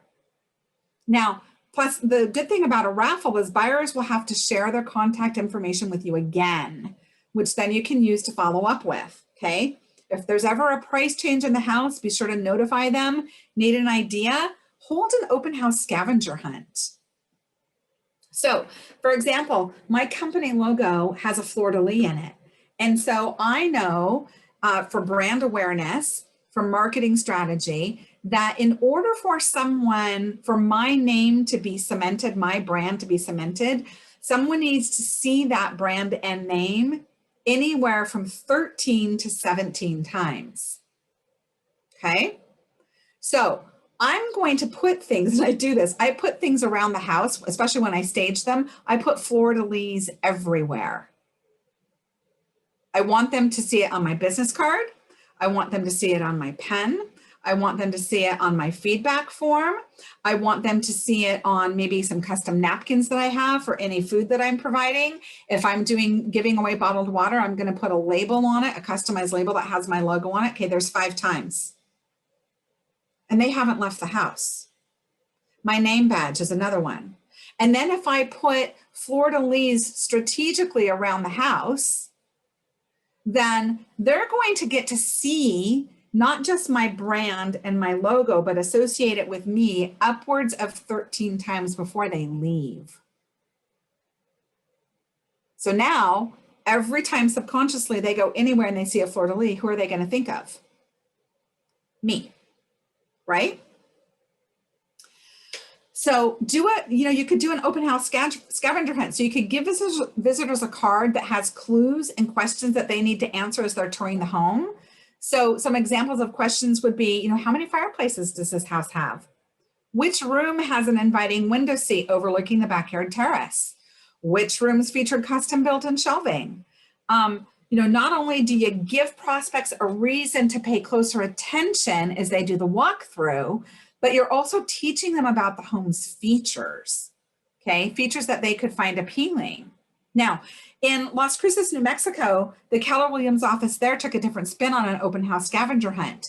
The agents with the office held 9 open houses in the area. So this goes back to what we were talking about earlier, Lexi. On the same day, they provided visitors with a checklist to fill out as they went. And those who visited all 9 houses were entered into a drawing for a free mini iPod. How fun is that? So get the house in showing shape. You'll want the house looking its very best inside and out, okay? So instruct your sellers to, make sure that they trim the shrubs, that they unclutter rooms. I don't know why that expanded. There we go. Oops, sorry guys. Where am I at? I hit the wrong button. There we go. We want, is that what I want? No. Uh-oh. I tell you, sometimes if I had half a brain, I'd be dangerous. There we go. Okay. So have them unclutter rooms, have them shampoo the carpets, have them, declutter, have them, just get the house in really good shape. Now, you've often heard to, bake cookies, bake some fresh cookies for a welcoming scent. Okay.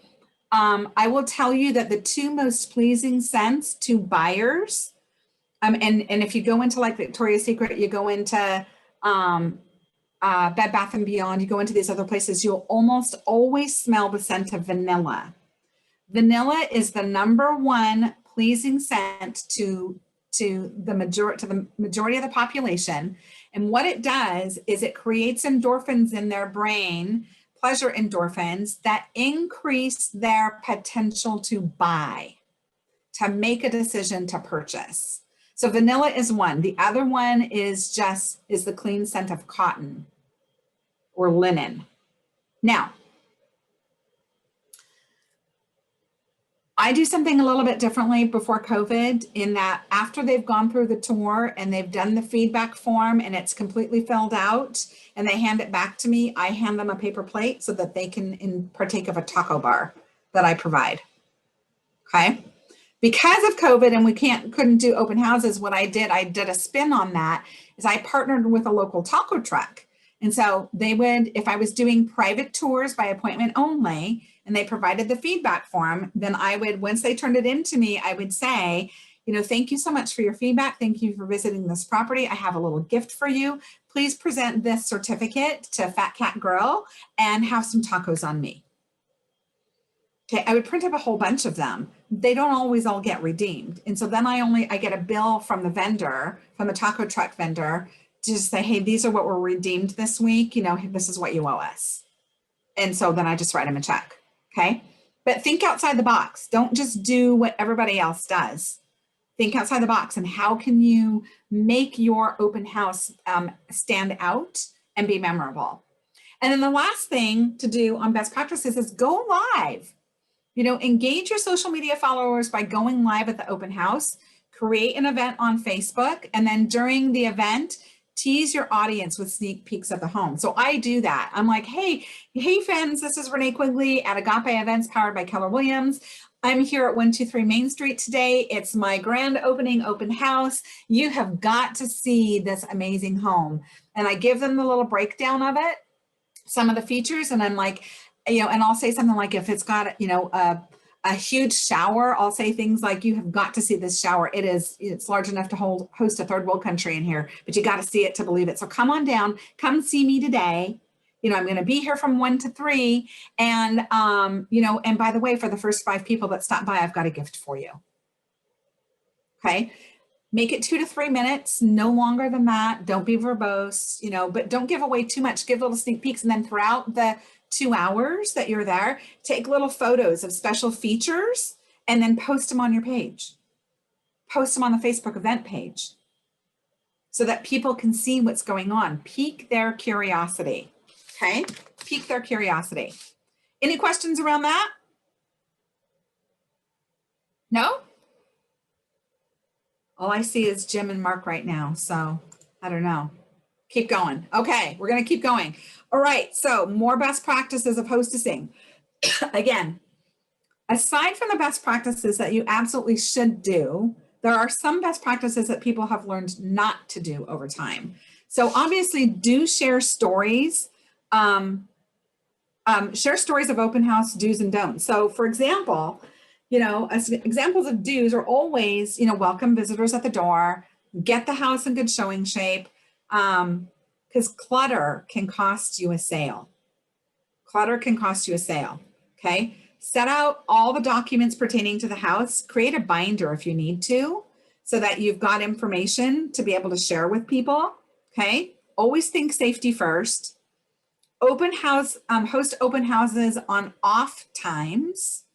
So when you're not competing with other things, and you know, of course, have the right mindset. This is an amazing opportunity to be able to get in front of potential clients. Okay, this is not drudgery. If you do not enjoy giving up time on a Saturday afternoon to do an open house, don't do it. Find another vehicle that works for your personality. I will tell you again, they are my jam. I love open houses. I love hosting them. I love getting ready for them. I love everything about them. Everything about them, okay? But some things that you shouldn't do, and this is what we want to tell our sellers, don't leave any valuables exposed. And in addition to that, don't leave out anything that could cause potential guest harm, like knives, guns, you know, I'm thinking tools, electric tools, don't leave those things out, you know, that someone could plug in and, you know, cut their arm off with or something just because they're curious, you know. So make sure that those things are put away. Don't leave messy meals or snacks out. Make sure that, again, that the kitchen is clean, the surfaces are clean, they're wiped down, that there's no, that there are no lingering odors. I recently had a seller, we were getting the focus group ready to come through to give us their feedback on this listing before it went live. So if you guys don't know what focus groups are, marketing companies use these all the time to beta test when they're launching new product. They bring in people to give their unbiased opinions, okay? So I do focus groups, and the sellers, because they were moving from Washington to Ohio, were like eating through everything in their freezer and refrigerator, right? Well, they decided to make fish 2 days ago. It still smelled like fish. So we had to Febreze the whole house, open up the windows, which was a little challenging because it's kind of cold outside, but you know, we had to air out the house. So make sure they know, you know, that we want pleasant aromas in the house. So don't eat fish for a good 2 to 3 days before the open house because it's not going to go well. And then of course, don't make assumptions. Qualify your leads that come through by using probing questions, okay? And then again, of course, don't forget to think about your safety. Again, never turn your back on a prospect. Don't park in the driveway. You know, don't park behind the house. Don't park, you know, a block away if you can help it, okay? Now, I'm curious, is there anything that you guys would add to your success list based on this information?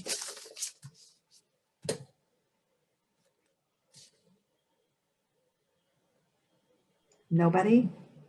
Make sure you're dressed professional. Yes. You look your best. You smell your best. Yes. Have your name tag. Have plenty of business cards. You know, all of that. All of that. Yeah, you don't want to show up to to an open house looking like you just got, finished, changing irrigation sprinklers on the back 40, right? Best foot forward. If the house is going to have its best face forward, you need to have your best foot forward. Okay. All right. Anyone want to add anything else? I'll add something just because it's the old Lexi new construction experience. Yeah, I always go to the house a day or two ahead of time to do a walkthrough if it's a new construction, because sometimes it's super messy or the floors are disgusting. Right. And you can't rely on the builder or anybody to mop it beforehand. So sometimes you just have to get dirty. And so like I bring a Swiffer, sometimes a garbage bag, because a lot of times on construction sites, there's garbage that blows into the front yard. So you'll need it's not very glamorous sometimes. Right. And sometimes, you have to even bring your own folding chair, because otherwise, you're sitting in a vacant house for 4 hours and don't have any place to sit. So those are all great. In fact, thank you, Lexi, because that's a great segue into this next slide.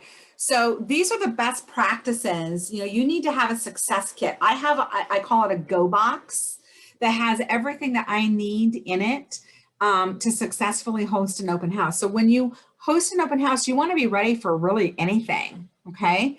So first and foremost, make sure that you can easily access the house during using your association's lockbox. If you don't have a lockbox on it, make sure that you know what the contractor code box or the contractor lockbox code is to be able to get in, okay? Arrive early so that you can get the house set up. So consider, you know, again, creating your own success kit so that you can handle any situation that's going to arise. Okay, including messes that can be left in the house when you arrive, trash bags like Lexi said. You know, we've got disinfecting wipes, toilet paper, paper towels, pens, air freshener, business cards, backup battery, power box for your phone, measuring tape. I have a digital one that I use. I have 2 digital ones that I use. Trash bags, tissue, Swiffer, wet jet, Band-Aids. Have Band-Aids, because you never know when, you know, you're going to get yourself snagged on something or, you know, trip on something and have a gaping wound, you know, that needs to be addressed. Hand sanitizer, obviously with the disinfecting wipes. I actually have, it's a favor, because again, I'm an event person, that I give away. I have pen-sized, I'm going to see if I can hold, there's one in my desk here right now. I have these little pens, well, it looks like a pen, but it's actually individual hand sanitizer that I give out to people. I have them in a little container. I don't have one accessible right now, but I love it because, you know, if I don't want people using a hand pump, because hello, people's hand germs are on the hand pump, I give them the individual pen that they can use to spray their hand sanitizer on the hands. They leave with it, and maybe they're represented by another agent, but they've got my branded material in their pocketbook now, in their pocket, in their handbag. You know, so they, every time they use their hand sanitizer, they're thinking of me. Okay. So that's something else that you can use.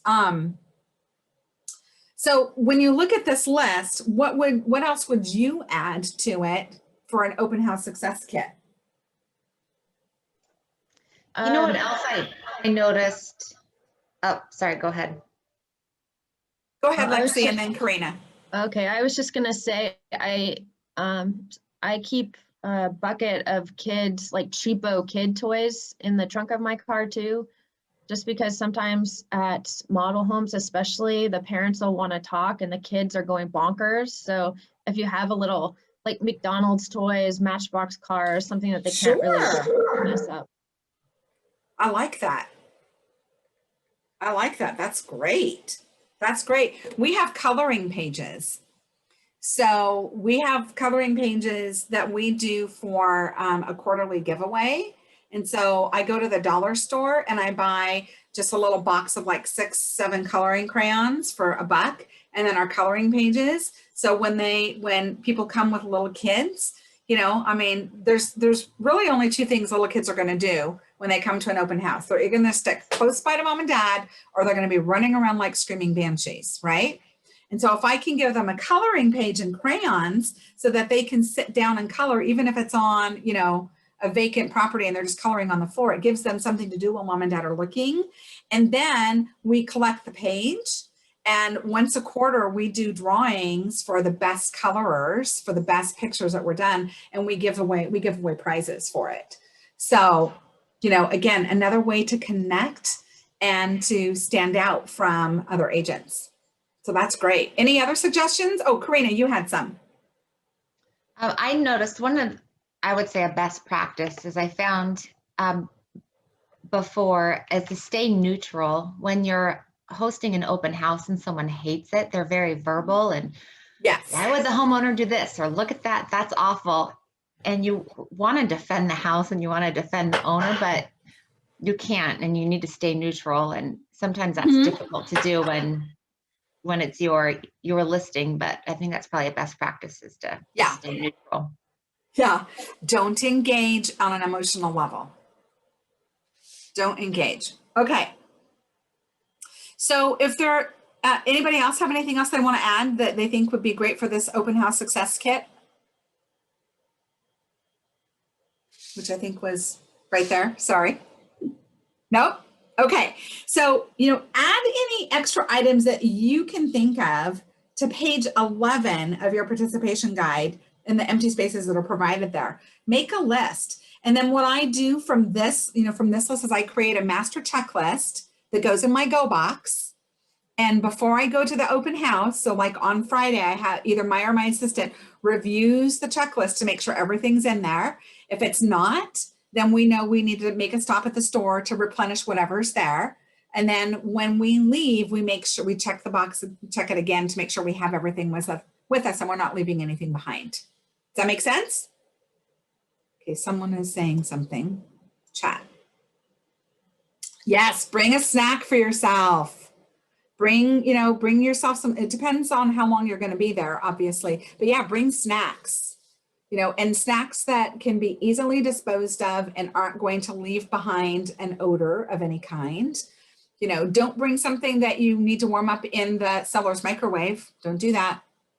Don't make yourself at home that way. Yes, and bring water bottles, bring plenty of water. I always have water that I give away and it's branded. I create labels to go around it so they're walking out with my stuff. Yeah, don't leave an egg salad sandwich. And if you're gonna eat an egg salad sandwich, eat it outside, okay? And bring an extra one for me because I love them. All right, okay guys, we're moving along. Okay, oops, went too far. Let me close that. Okay, so obviously we're gonna end today's session on follow-up, which you might say we've already covered, but here's the thing, we can't stress follow-up enough. We can't stress enough how important this is to the lead conversion process, okay? Because the fortune is in the follow-up, guys. Fortune's in the follow-up. So again, here's our lead generation model. Okay, following up with an open house customer could mean putting them on a neighborhood nurture plan. It could be an 8x8. It could be sending them a handwritten note, thanking them for being there and for attending. I mean, it can be any number of things. Remember, your main goal in business is to get into relationship with people, okay? It's your main goal to get into relationship with people. When they know you and they like you and they trust you, they are more likely to do business with you and not Joe Schmo, at, XYZ Realty, okay? So when you look at the lead generation model here, you see an arrow pointing down from close right here, okay? You see this arrow that's pointing from close all the way up to prospecting and marketing. So just because you bring them, you capture them, you connect with them, you cultivate them, you set the appointment, and you convert them so that they are writing an offer, they're under contract and closed does not mean the relationship is over. It starts all over again. And now you're circumventing capturing and lead because you've got relationship with them already.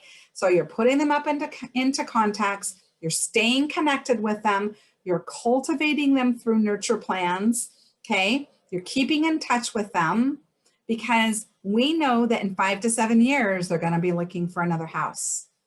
They're gonna be selling what they're in and looking for another one, and they're gonna be setting appointments with you, and then they're gonna go through the whole process again. In the meantime, they're also going to be referring people to you. And so you're going to capture them. You're going to take those referrals, you're going to connect with them, make them a contact, make them a client for life, cultivate, so on and so forth, okay? So I'm curious, what do you guys think about the cyclical process?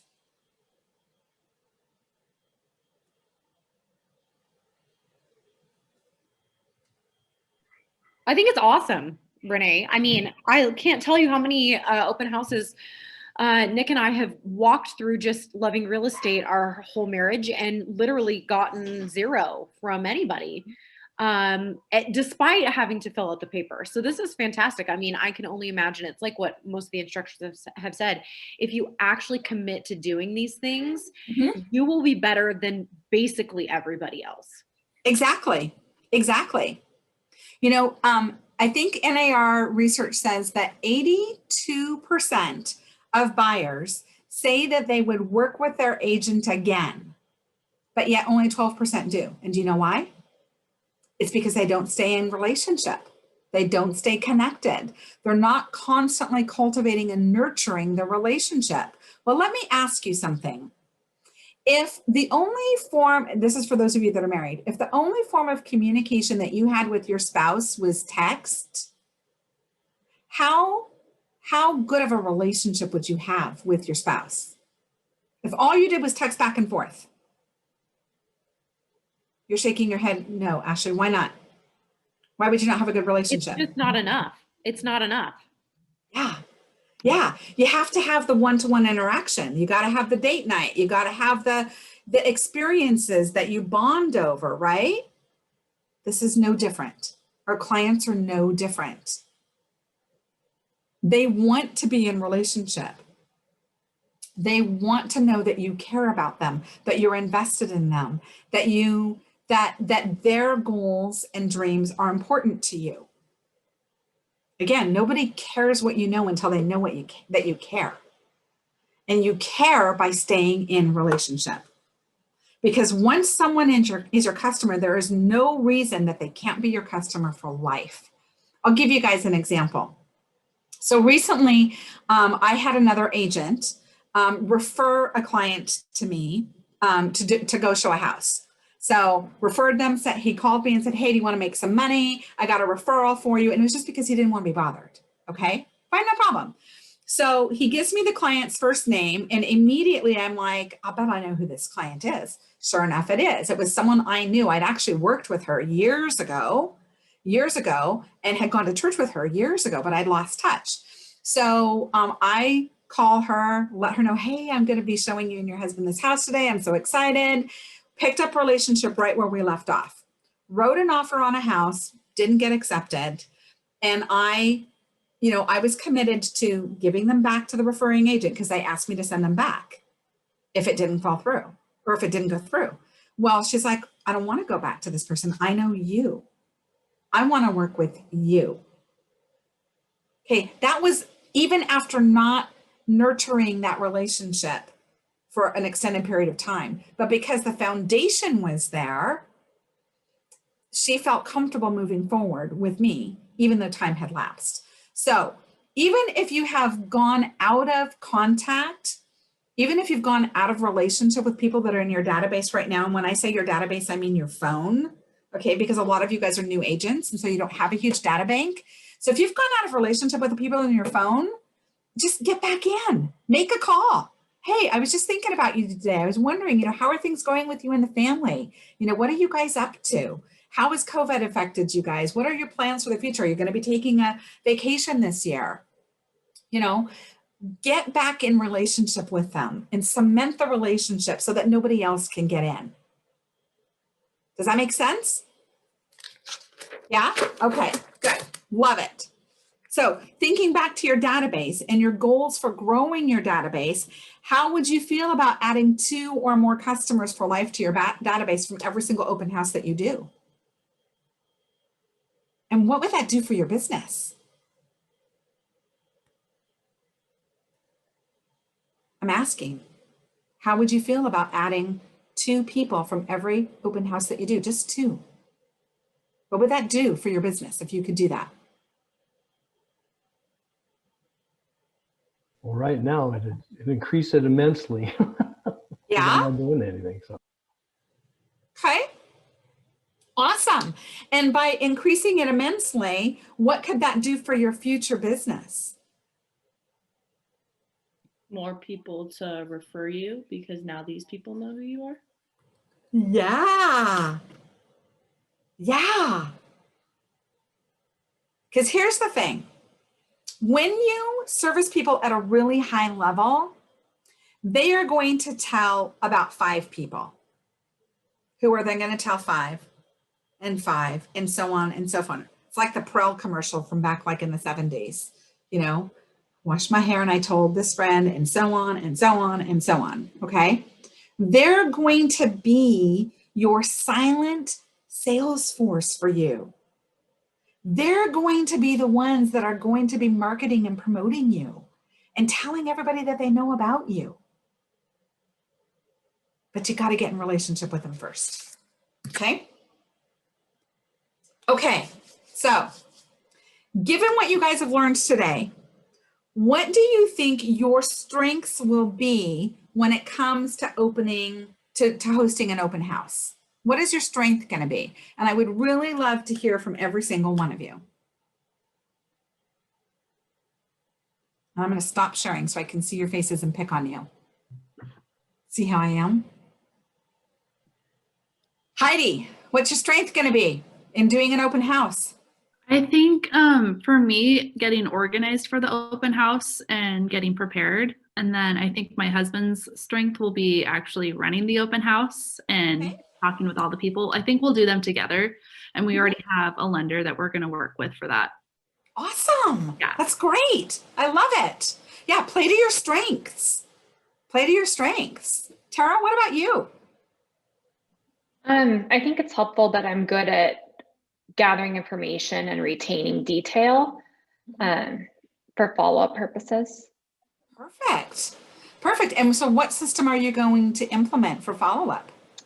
Well, the tips you gave us today in Command are super helpful. I didn't know that a lot of those tools were there. So yeah. Command really, I mean, it's not perfect, guys. Okay. It's not perfect. When you find a perfect system, don't use it because you're going to mess it up. Okay. It's not perfect. And we're not striving for perfection. We're striving for progress. So maximize what it can do for you and then provide feedback to labs on the things that you would like to see improved, and they'll take it to heart. Okay. All right. Mark, what about you? What do you think your strengths are going to be when it comes to hosting open houses? I think the same thing. I forget who said it, but getting organized and getting everything prepared for the open house. There's nothing more embarrassing than taking somebody through a house that's just all full of clutter and dishes in the sink or whatever. And you're trying to make excuses for them. So the conversation, so if you go to your open house, like, you know, the property the day before or 2 days before, and you see clutter, you know, and they're a bit resistant because of, for whatever reason, the question I would ask is, so is it your intention to sell your neighbor's house or your house? You want to sell your house, right? Yeah. So this is what I need you to do. Because unfortunately, buyers are visual. They can't see what the house can be. They only see what it is. And so if they see clutter, it tells them the house is too small. If they see dishes in the sink, it tells them that you don't care about details. And so what else are you not paying attention to? What kind of deferred maintenance is there here? Okay. Information makes people think, emotion makes people act. Speak to their emotion and their motivation. Okay. Jim, what about you? Well, my strength is definitely going to be talking to the people and getting to know them and establishing a relationship. But I do know that I'm going to have some help with the detail and all that other stuff that I tend to forget about. So I'm going to have to figure out somebody to partner with. Okay. I got you, Jim. Awesome. See? Yay. Teamwork makes the dream work. Love it. Kathy, what about you? I think just my strength would probably be being prepared. And then I like the idea of, you know, doing a raffle or the different ideas that you had, you know, to draw people in, and even going around to the neighborhood and, you know, getting to know your neighbors a little bit more and bringing them in as well. Mm-hmm. Yeah, awesome. You know, another tip that I meant to share with you guys and I forgot to, when the weather's nice and you've got an amazing backyard, I like to set up like the great big Jenga, you know, with wood and stuff outside. I like to set games up outside so that the kids will go out and play. So now they're not just imagining their children playing in the backyard, they're seeing it. And it's pulling at the heart. It's pulling at the heartstrings. Oh my gosh, look at how much fun they're having out there. So can you imagine once you guys live here, how amazing this backyard is going to be for them? Can you imagine, you know, the fire pit roaring and the roasting the marshmallows and hosting the barbecues and hosting the birthday parties? I mean, if they're having fun out here with just lawn games, how much more fun are they going to have when they live here? Okay. Again, appeal to emotion. Ashley, what about you? You're on mute. There. So that's so good. I mean, I feel like mine's going to be like, throw me at the neighbors, get me to all the neighbors. I'm knocking on doors. I'm going to talk to people when they come in. I really like to make, or to make a good first impression. Nick will handle all the market reports and database stuff and all that doesn't Awesome. suit me at all, but I know is very important. So. Well, and it's important, you know, but again, like I was saying to Heidi, play to your strength. Okay. Don't try to become something that you're not, you know, be your genuine self in this, because when you're disingenuine, when you're forcing that round peg into a square hole, buyers are going to pick up on it. Right. So play to the strength, play to your strength. Doug, what about you? I think just kind of echoing, I believe it was Mark, just getting my face in front of people. You know, if you get people there and then, or not my face, but just talking to them about them. You just have to have, this sounds so cheesy, but like build it and they will come. If you build it, they will come. So it's like you get this and you get everything there, and all that's all I need. I need all those details done. Then I can relate with somebody that's hands-on. Like I was a bartender forever, and that's all I did was ask them about them, and I just kept that going. And everybody wants to be known. So it's just sitting there and they're like, oh yeah, this guy really cares. And I do. Yeah. And he gets me, and I want to work with this guy. Right. I love it. I love it. Brian, let's hear from you. Hey, Renee. Sorry, I've been a little quiet today. I had some stuff to get done during this. That's okay. But yeah, amazing class.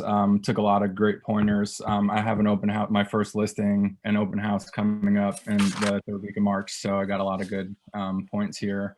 I'll definitely be utilizing, my girlfriend she's a photographer, but she also runs a food blog and food photography business. So I'm going to have her baking up tons of stuff for me and using that stuff and utilizing it, you know, with our brand, and probably give her a little exposure as well. And then I think just the same as what Doug and Tara and Ashley were talking about, just kind of those relationships. I think I like getting in front of people. I'm not a cold caller. I'm so far, all the leads I've gotten have been just talking to people in the street or people that I've met through friends of friends. And I think this is my strong point. So I'm really looking forward to see what I can get out of the open house. You know, whether it's a buyer or if it's just future leads. So a lot of great things today. Thank you so much, Renee. Oh, and everybody absolutely. as well. Thank you. Absolutely. Yeah. I can tell you that, you know, when, and track your business, where your business is coming from. I can tell you that prior to COVID, 45% of my business came from open houses. Wow. Nice. Okay. I love open houses. Can you guys tell that I love them? I mean, they are just, I'm not joking. They are my jam. Because I love getting in front of people. Obviously, I love showcasing homes, beautiful homes, right? But it's just that interaction, because you have a very unique opportunity to interact with people that volunteered to be there. Okay, this isn't a cold call. Okay, this isn't scary from the prospect, from the vantage point of you're trying to talk to someone about something that they don't want. They want a house. They're there. They volunteered. They bellied up to the bar to come and be there. And so let's engage with them on a really high level so that not only they can see how passionate we are about the service that we provide, but that we are the right fit for them. Right? Awesome. I love it. Okay. We're going to end on this note. I mean, there's more I could do with you guys because I have a whole bunch in here, like, you know, daily success habits, scripts, role play. We're not going to do that because you guys came to talk about open houses, right? So I want to know, what are your ahas from today? What are you walking away from this Ignite session being really excited about? Open houses. Yeah, exactly. Open houses. You know, I think what I just realized is that we can all echo the same thing, that we're a people person. We like building relationships. When we have open houses, we can easily make people feel comfortable. But really, at the end of the day, if we all say that, we're a dime a dozen, right? So we really need to figure out what sets us apart and what will cause us to rise to the top. And so I need to look at my branding, and like you were talking about the fleur-de-lis, what's going to make me separate from the rest of the thousands of agents that we have, right? What's going to set you apart so people choose you? Because if we're all people, I don't know how you would say it. What's going to, and I can say, you know, people feel welcome when I'm around, or I can make someone feel comfortable. What sets me apart from everybody else then, right? So I guess then my aha is, what makes me so different, and why would someone choose me over anybody else? So I have to figure out what that is. So I can tell you guys with 100% accuracy, okay, 100% authenticity, nobody in my market does open houses the way I do open houses. Nobody. Why? Because I bring a unique perspective and value proposition to them, because again, I fall back on my event planning background. It is an event. My open house is a party, people. Okay? Nobody does it the way that I do it. Well, that's fine. I'm gonna hire clowns. Beat that. Well, then there you go. Just kidding. There you go. You know, but I'm like just kidding. I make sure when people leave, you know, in the absence of being able to do a taco bar, because I can't do them, right, because of COVID, okay, partnered with a local business, okay, with a local taco truck so that they can go have tacos on me. Okay, so now I'm exposing people to a food service, a food provider, you know, a taco truck that maybe they hadn't experienced before. So I'm bringing value to that business by bringing him clients. He's bringing value to me by providing, you know, food that, yes, normally I could do myself, you know, but we're making that connection. Okay, so when he encounters people that are looking to buy and sell, granted, he probably knows a dozen other realtors, but are the 11 others bringing him business to his door? Are they partnering with him to create a unique experience? No. So am I going to stand out with that vendor? Absolutely, I'm standing out. Absolutely. So find a way to partner with people so you can bring value. I also make sure that every single one of my people that attend, they all get to leave with a favor. I have little favor bags and organza bags that have like a branded sugar cookie lip balm that's branded to me. It's honey. It's a honeycomb lip balm. Okay. So I have this in there for them. I give them a pen. I have all kinds of different things that I do. I do raffles. I do giveaways. I give away coffee cards. I do all kinds of things. I don't just stick to one thing. I have multiple things that I do inside of that open house because, again, they need to see my name and my brand 13 times at a minimum. I'm going to make sure that in that one experience, I've hit 13 times. What I love so much is that generosity means something different to each person. And I think, Renee, something I'm going to take away is the shovels. That's like so genius. But what's also really cool is that the way Brian is going to be generous to his people at his open house is going to be different than Karina and me. And so, right to your point about, oh gosh, we all love people, right? We're all in real estate to like help people. Yeah, but like we're going to do it our own way, because for me, it's not going to be authentic if I give somebody like a keychain, you know what I'm, with my brand on it, right? Yeah.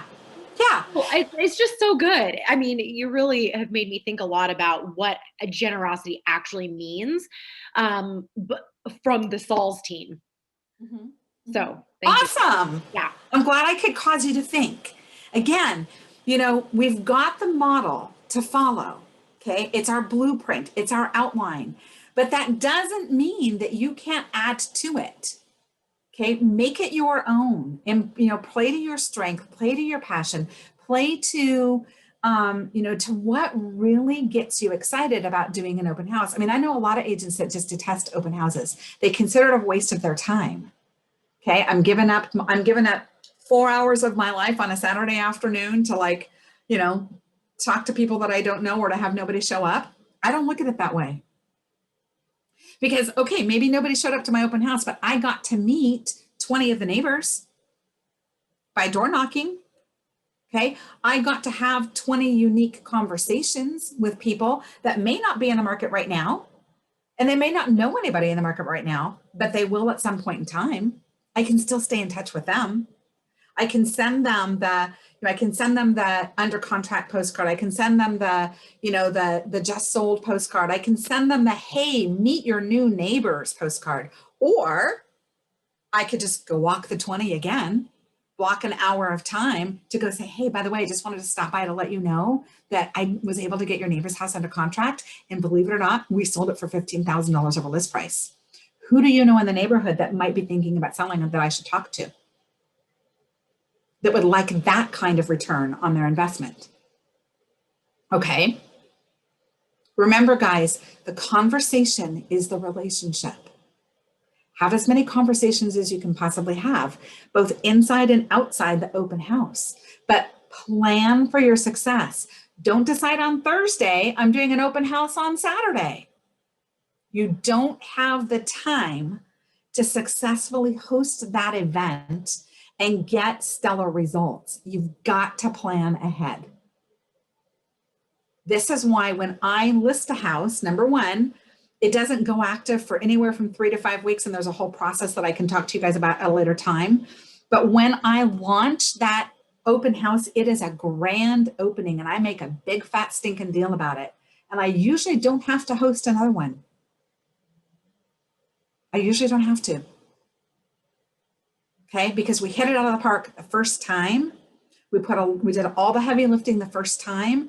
We engaged with everyone the first time. And then we forged relationship and nurtured relationship. Okay, guys, any other ahas? No? Okay. I am going to let you guys go so that you can focus on your lead gen for the day, so that you can be thinking about, the open house or houses that you want to list, that you want to host next week. Okay. And just know that if you have any questions, if you have, anything, maybe if I went over something too quickly and you want to recap or revisit it, I put my email address in the chat. I will be more than happy to send you guys the recording. I'm here for you to help you in any way that I can, okay? Be blessed. Have a great rest of your week. And thank you all so much for spending this time with me today. I really appreciate it. Thanks Bye. so much, Renee. Bye, Renee. Thank you. Thank you.